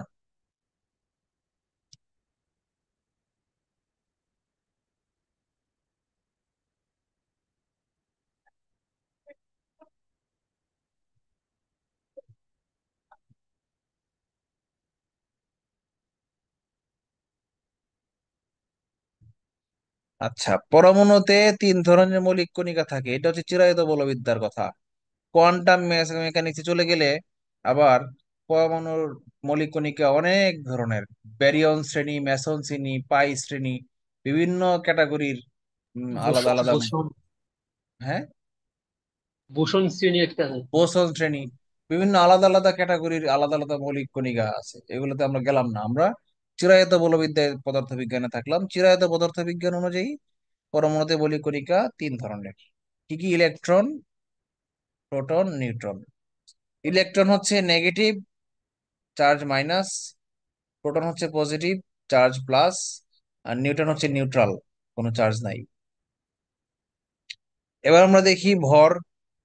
ইলেকট্রনের ভর হচ্ছে 9.1 × 10⁻⁻28 গ্রাম। 10⁻⁻28 মানে বুঝুন তো, দশমিকের পরে 27টা শূন্য দিয়ে এক, অনেক ছোট একক কিন্তু।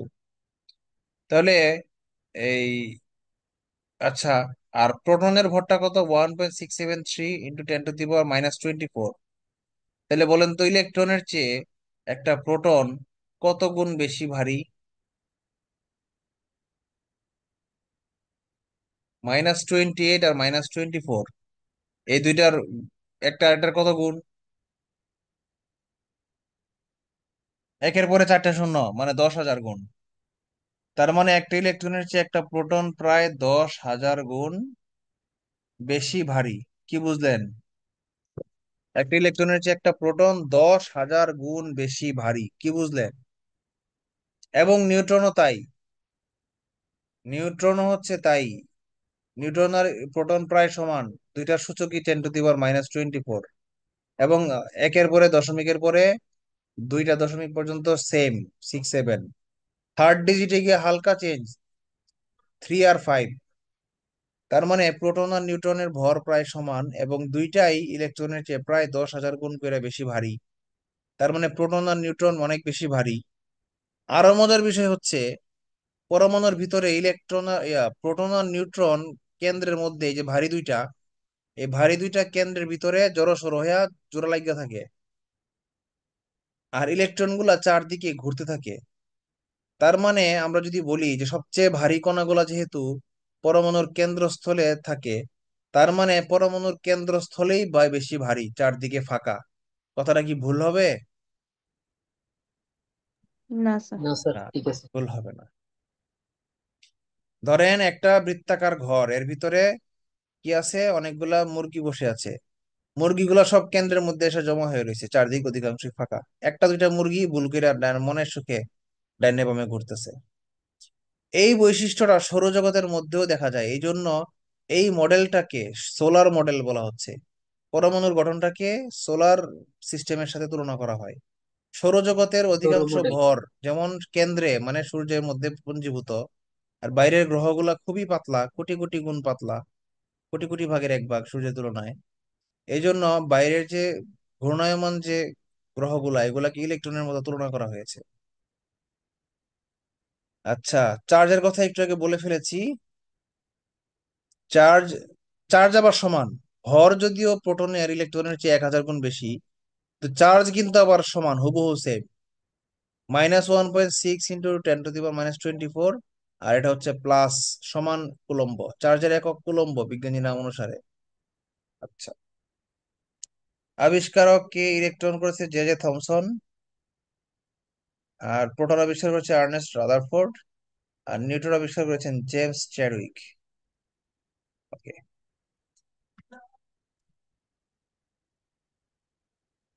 এবার আমরা পরমাণুর গঠনটা দেখি। একটু আগে যে কথাটা আমি বললাম যে দেখেন, কেন্দ্রের মধ্যে অধিকাংশ ভর, মানে এই প্লাস গুলো হচ্ছে প্রোটন, আর নিউট্রাল গুলা কোনো চিহ্ন নাই, এই নিউট্রাল গুলা হচ্ছে নিউট্রন।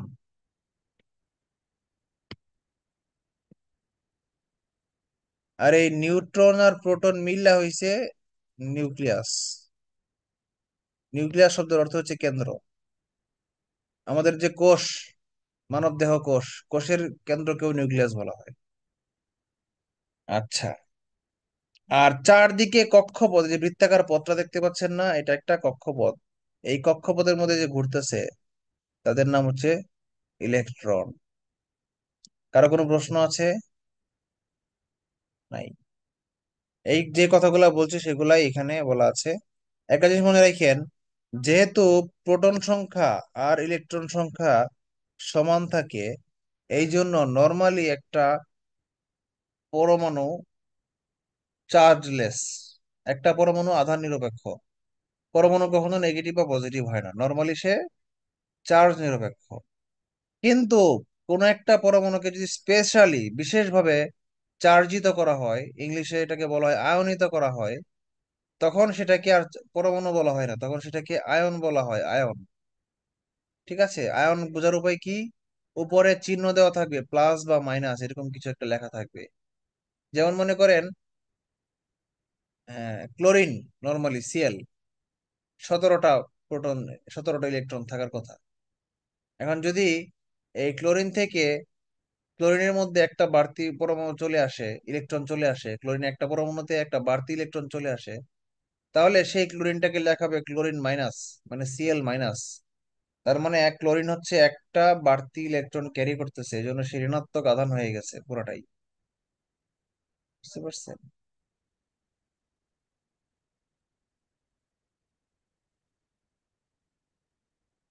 এটাকে বলা হচ্ছে ক্লোরিন আয়ন। আচ্ছা, এই কথাগুলো এখানে বলা হয়েছে।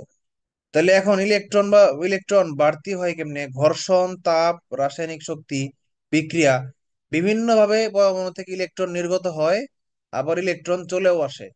ইলেকট্রন যখন বাড়তি চলে আসে, নেগেটিভ আয়ন চলে আসে, সেই নেগেটিভ আয়নে রূপান্তরিত হয়।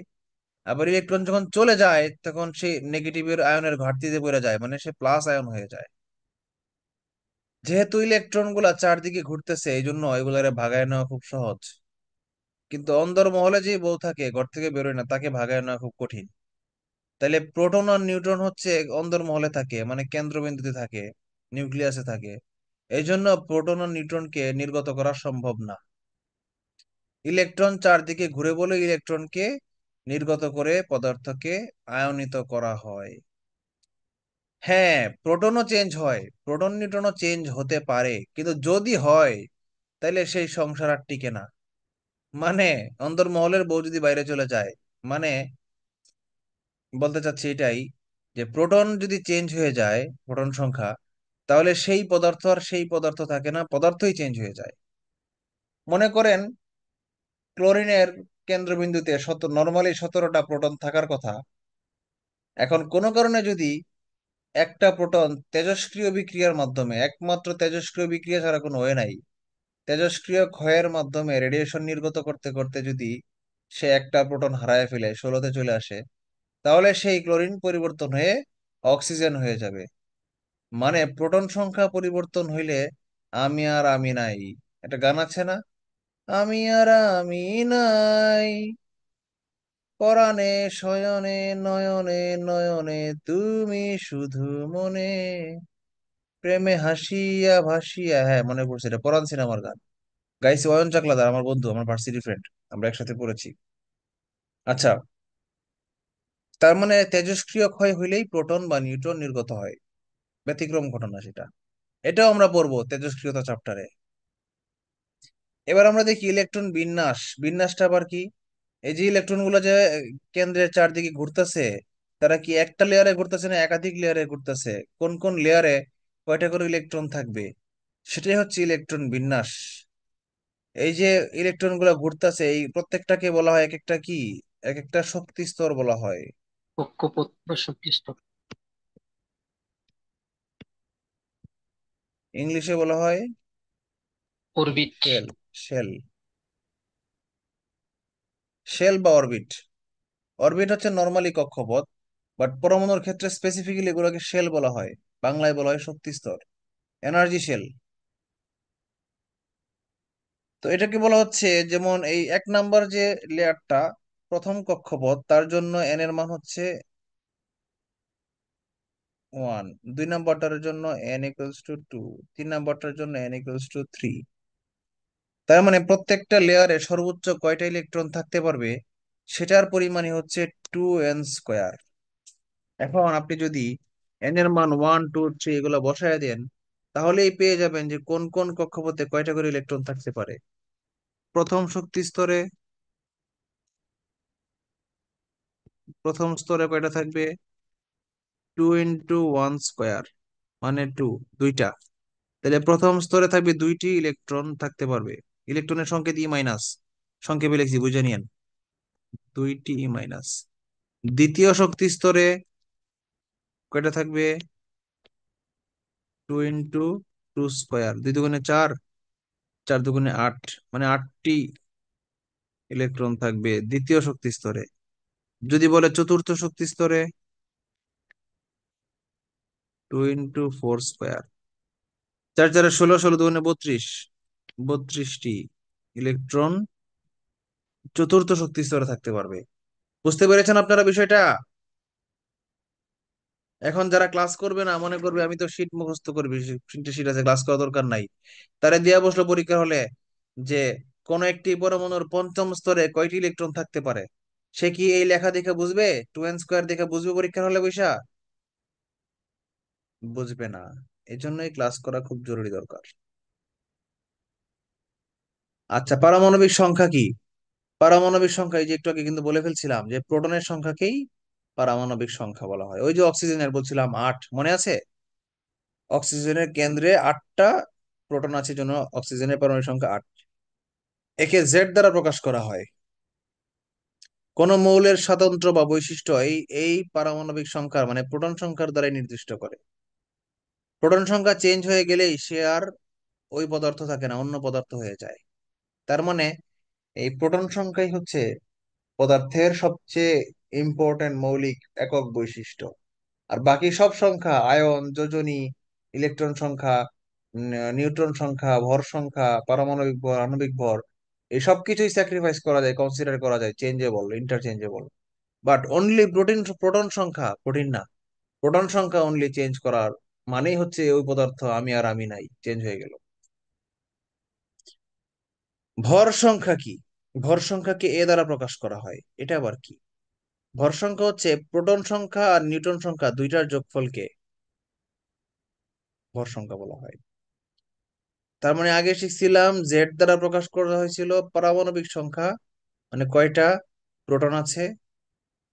আর এখন হচ্ছে প্রোটন আর নিউট্রনের যোগফল কয়টা আছে, এটাকে এখানে দেখানো হয়েছে যে এ মানে ভর সংখ্যা সমান সমান প্রোটন প্লাস নিউট্রন। কিন্তু প্রশ্ন হচ্ছে এটাকে ভর সংখ্যা কেন নামকরণ করা হইলো, কে বলতে পারেন?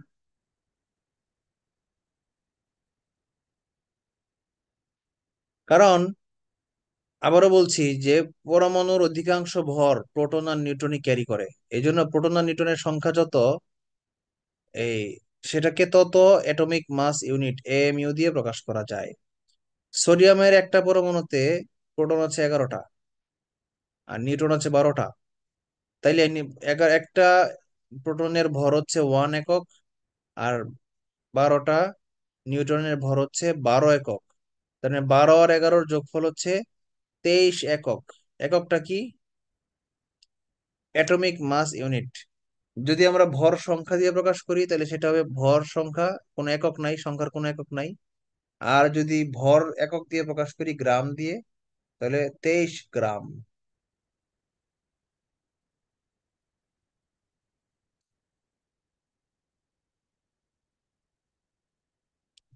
মানে ওই যে একটু আগে পারমাণবিক ভর বলছিলাম না, তো সোডিয়ামের পারমাণবিক ভর হচ্ছে 23 এমইউ।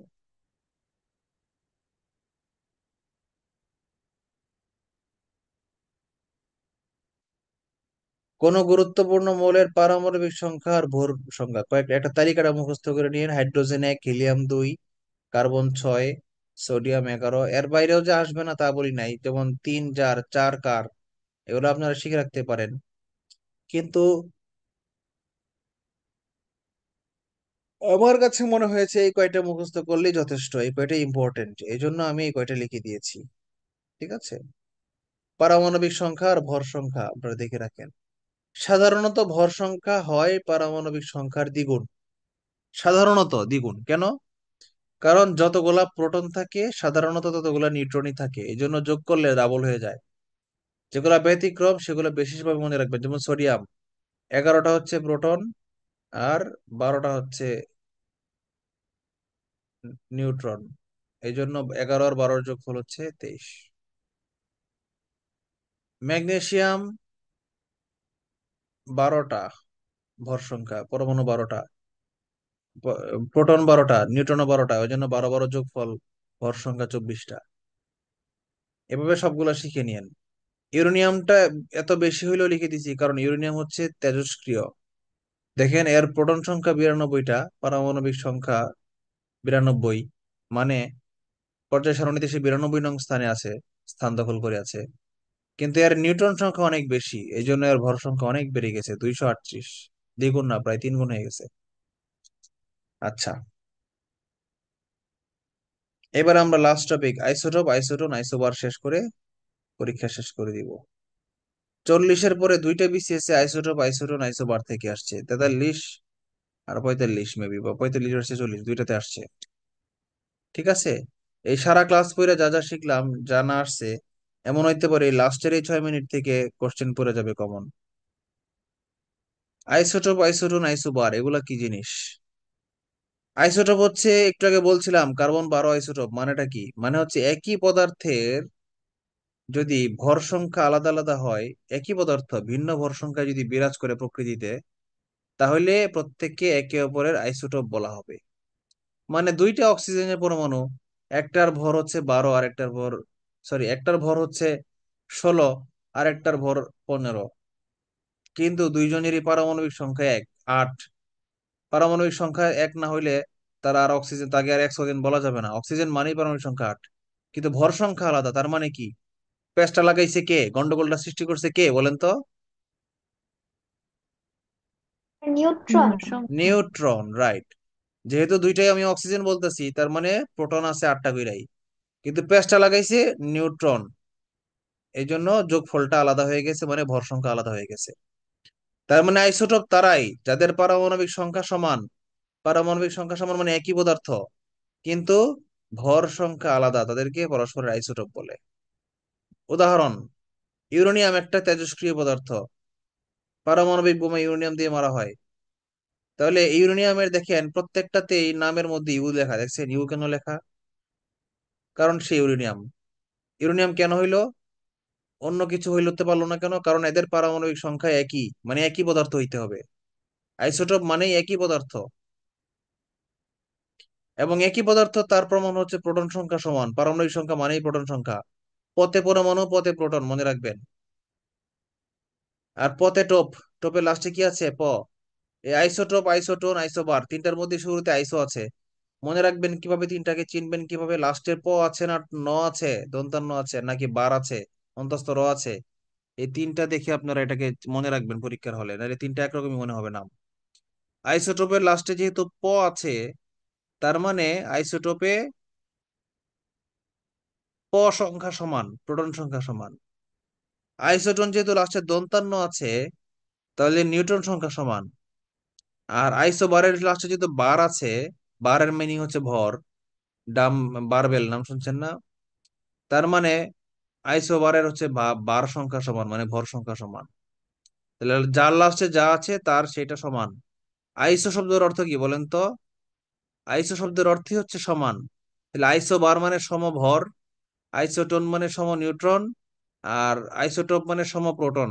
এভাবে নামকরণ গুলা বিজ্ঞানীরা ইংলিশে করছে, আর আমরা বাংলা এটাকে আরো সিম্পলিফাই করে বলছি। এবার দেখি ইউরেনিয়ামের যে সংখ্যা দুইটা লেখা হলো, বামে লেখা হলো নিচে 92, আর বামে উপরে লেখা হলো 234, এটা আবার কি? বামে ডানে এটা কি?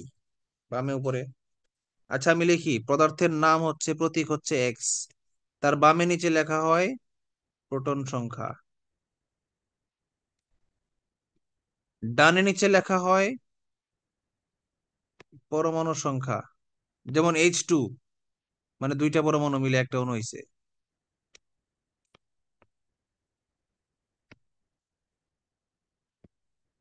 ডানে উপরে লেখা হয় আয়ন সংখ্যা, ওই যে মনে আছে Cl+, ক্যালসিয়াম 2-, মানে ক্যালসিয়াম থেকে দুইটা ইলেকট্রন চলে আসছে।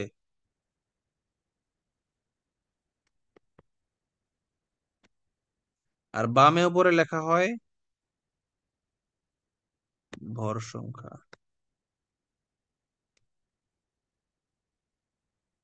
তাহলে নিউটন সংখ্যা কই?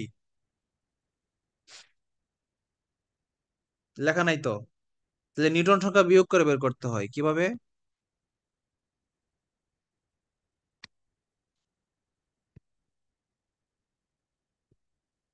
ভর সংখ্যা মাইনাস প্রোটন সংখ্যা, তাই না? ভর সংখ্যা থেকে প্রোটন সংখ্যা মাইনাস করে দিলে আমরা নিউটন সংখ্যা খুঁজে পাই। নিউটন সংখ্যাটা সরাসরি লেখা থাকে না। তাহলে এক্সটা আবার কি? এক্সটা হচ্ছে মৌলের প্রতীক,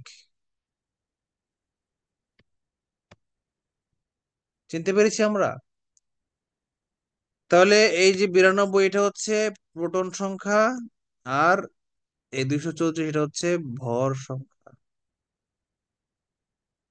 তাহলে দেখেন এই তিনটা, ইউরেনিয়াম 234, ইউরেনিয়াম 235, ইউরেনিয়াম 238, তিনটার মধ্যেই পি আছে নিচে বামে, বা 92টা করে প্রোটন, মানে একই পদার্থ ইউরেনিয়াম, কিন্তু নিউট্রন সংখ্যা আলাদা হওয়ার কারণে এদের ভর সংখ্যা আলাদা হয়ে গেছে, এই জন্যই এরা তিনটা আলাদা আলাদা আইসোটোপ। মাঝখানের যেটা 235, এটা পারমাণবিক চুল্লিতে ব্যাপকভাবে ব্যবহৃত হয়। এখন কারেন্ট বানানোর জন্য ইউরেনিয়াম ব্যবহৃত হয়, আবার পারমাণবিক বোমা বানানোর জন্য ইউরেনিয়াম ব্যবহৃত হয়। ঠিক আছে, লাস্ট টু টপিকস। আইসোটোন, যে সকল পরমাণু নিউট্রন সংখ্যা সমান, মানে বিয়োগফলটা সমান, কিন্তু প্রোটন সংখ্যা ভিন্ন, ভর সংখ্যা ভিন্ন, তাদেরকে পরস্পরের আইসোটোন বলে। আচ্ছা, নিউট্রন সংখ্যা যদি সমান হয় তাহলে তো প্রোটন সংখ্যা আলাদা হইতেই হবে, ভর সংখ্যা আলাদা হইতেই হবে। প্রোটন সংখ্যা আর ভর সংখ্যা যদি আলাদা না হয় তাহলে তো আর একই পদার্থ হয়ে যাবে, তাহলে তো আর আইসোটোন বলার দরকার ছিল না একই পদার্থ যদি হয়। যেমন দেখেন সিলিকন, আবার দেখেন লেখা হয়েছে ফসফরাস, আবার লেখা হয়েছে সালফার, তিনটা কিন্তু সম্পূর্ণ আলাদা পদার্থ। কেন? কারণ তাদের একটা হচ্ছে 14 পারমাণবিক সংখ্যা প্রোটন, আরেকটা হচ্ছে 15, আরেকটা হচ্ছে কি 16, কিন্তু এদের বিয়োগফল কিন্তু সমান। খেয়াল করেন, নিউট্রন সংখ্যা সবগুলাতেই সমান। দেখেন সিলিকনে নিউট্রন সংখ্যা ওই উপরের 30 থেকে 14 বিয়োগ দিলে থাকে 16, সিলিকনে নিউট্রন আছে 16টা। ফসফরাসে 31 থেকে 15 বিয়োগ দিলে থাকে 16, মানে 16টা। সালফারেরও নিউট্রন সংখ্যা একই 16। মানে বিয়োগ ফলটা যেহেতু সমান সেহেতু তারা একই পদার্থ না হইলেও একে অপরের আইসোটোন। বুঝতে পেরেছেন আইসোটোন কি জিনিস? তাহলে মনে রাখবেন আইসোটোন এবং আইসোবার অবশ্যই আলাদা পদার্থ, কিন্তু আইসোটোপ অবশ্যই একই পদার্থ। এটা লেখা নাই বাক্যে, কিন্তু বিয়োগ করে করে আমরা বুঝলাম যে হ্যাঁ ঘটনা এটা। আইসোটোপ শিখলাম, আইসোটোন শিখলাম, এবার লাস্ট টপিক আইসোবার শিখি আমরা। আইসোবারটা কি? যে সকল পরমাণুর ভর সংখ্যা সমান কিন্তু প্রোটন সংখ্যা ভিন্ন, তাদেরকে পরস্পরের আইসোবার বলা হয়। দেখেন জিঙ্কেরও ভর আছে 64টা, আবার কপারেরও ভর আছে 64টা। তাইলে ভর সংখ্যা সমান হলে কি তার একই পদার্থ? না, একই পদার্থ না। কেমনে বুঝলাম? নিচে বামে দেখেন কপারের হচ্ছে 29টা পরমাণু, 29টা প্রোটন, আর জিঙ্কের হচ্ছে 30টা প্রোটন, মানে প্রোটন সংখ্যা আলাদা, মানে পদার্থ দুইটা আলাদা, কিন্তু ভর সংখ্যা সমান। চোখে দেখে বোঝা যাচ্ছে দুইটাতেই আছে 64। এই জন্য এরা হচ্ছে একে অপরের আইসোবার। 64 মিলে গেছে বলে আইসোবার। মনে রাখবেন আইসোবারের ভর সংখ্যা সমান, প্রোটন সংখ্যা ভিন্ন। প্রোটন সংখ্যা যদি ভিন্ন হয় তাহলে বিয়োগ ফলটা ভিন্নই হইতে হবে, তাই না? নাকি এক হওয়ার সুযোগ আছে? যদি বলে দুইটা ফ্যামিলির বড় পুত্রের বয়স সমান, কিন্তু দুইটা ফ্যামিলির আলাদা আলাদা ছোট পুত্রের বয়স আলাদা আলাদা, তাইলে নিশ্চয়ই বড় ভাইয়ের ছোট ভাইয়ের যে ডিফারেন্সটা দুইটা ফ্যামিলিতে সেটাও আলাদা আলাদা হবে, যেহেতু বড় ভাইয়ের বয়স সমান। তার মানে ডিফারেন্সও সমান, মানে কি নিউটন সংখ্যাও ভিন্ন। তাহলে এখানে নিচে চলে আসতে পারে যে নিচের কোনটির নিউটন সংখ্যা আবশ্যিকভাবে ভিন্ন, তাই না? এভাবে কোশ্চেন চলে আসবে। তো আপনারা এই লজিক গুলো অ্যাপ্লাই করবেন যে ডিফারেন্স কি। আইসোবারের ক্ষেত্রে আবশ্যিকভাবে ডিফারেন্স সমান, আলাদা হইতে হবে। আবার আহ আইসোটোনের ক্ষেত্রে আবশ্যিকভাবে ডিফারেন্স সমান হইতে হবে। আবার আইসোটোপের ক্ষেত্রে যেহেতু নিচে সমান উপরে আলাদা, এখানেও ডিফারেন্স ভিন্ন, ভর সংখ্যা ভিন্ন তার বলে কি, যেহেতু ভর সংখ্যা ভিন্ন একই কারণে নিউটন সংখ্যাও ভিন্ন। হুম, এটা আমি একটু ব্র্যাকেটে লিখে দিই, নিউট্রন সংখ্যাও ভিন্ন। যদিও এটা সংজ্ঞার মধ্যে লেখার দরকার নাই, কিন্তু এমসিকিউতে আসতে পারে, এই জন্য আমি লিখে দিচ্ছি নিউট্রন সংখ্যাও ভিন্ন, মনে রাখার জন্য।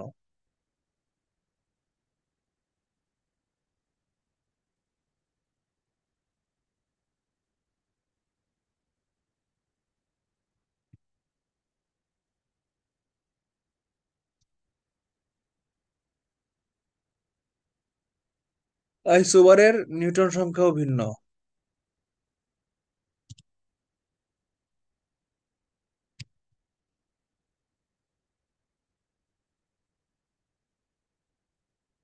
তো দেখেন এদের 64 সমান 64 সমান, কিন্তু প্রোটন সংখ্যা 29 38 আলাদা, এবং বিয়োগ ফল দেখেন দুইটা আলাদা আলাদা, এই জন্য নিউটন সংখ্যা আলাদা।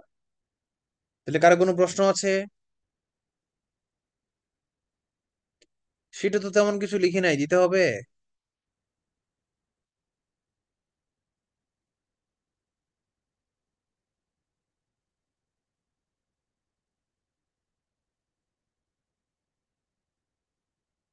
শিট কি দিতে হবে না না দিলে চলবে?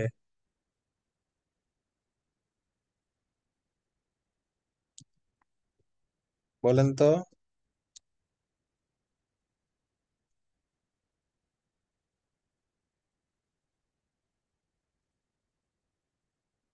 হ্যালো, আপনার কি লিভ নিয়েছেন? না স্যার। তাহলে কথা বলেন না কেন?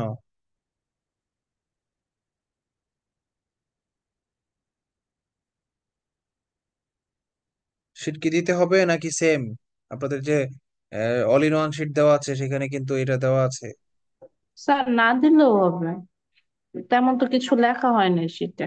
না, শুধু এক জায়গায় একটু ওই যে ইলেকট্রন প্রোটন আঁকছি আর কি। না, কয়েকটা জায়গায় কয়েকটা জিনিস লিখেছি, দিয়ে দিই, দিতে তো আর টাকা লাগে না। আর আপনাদের তো এটা প্রিন্ট ওই যে করারও আপনি দরকার নাই। বুঝিয়েছিলেন ইলেকট্রন প্রোটনের ওই যে মাইনাস করে ওগুলা।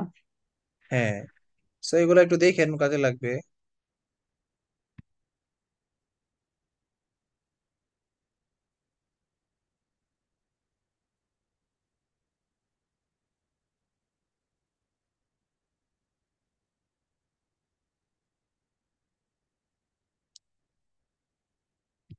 দিয়ে দিয়েছি। অবস্থা ও অনুঘটন ক্লাস রিটেন আপনাদের গ্রুপে দিয়ে দিয়েছি। ঠিক আছে, অনেক কষ্ট হইলো আমার ক্লাসটা নিতে, কিন্তু স্যার থ্যাংক ইউ। তারপর নিয়েছি, কারণ আপনাদের ভালো লাগাই আমার, আপনাদের কাজে লাগাই হচ্ছে আমার ভালো লাগা, বুঝতে পেরেছেন? আমি আজকে ক্লাসের অর্ধেকের পরে আর বসে থাকতে পারছিলাম না, শুয়ে পড়েছি এবং প্রচুর ঘুম আসছে। আজকে ঘুমিয়ে যাবো আর্লি, বহুদিন পরে।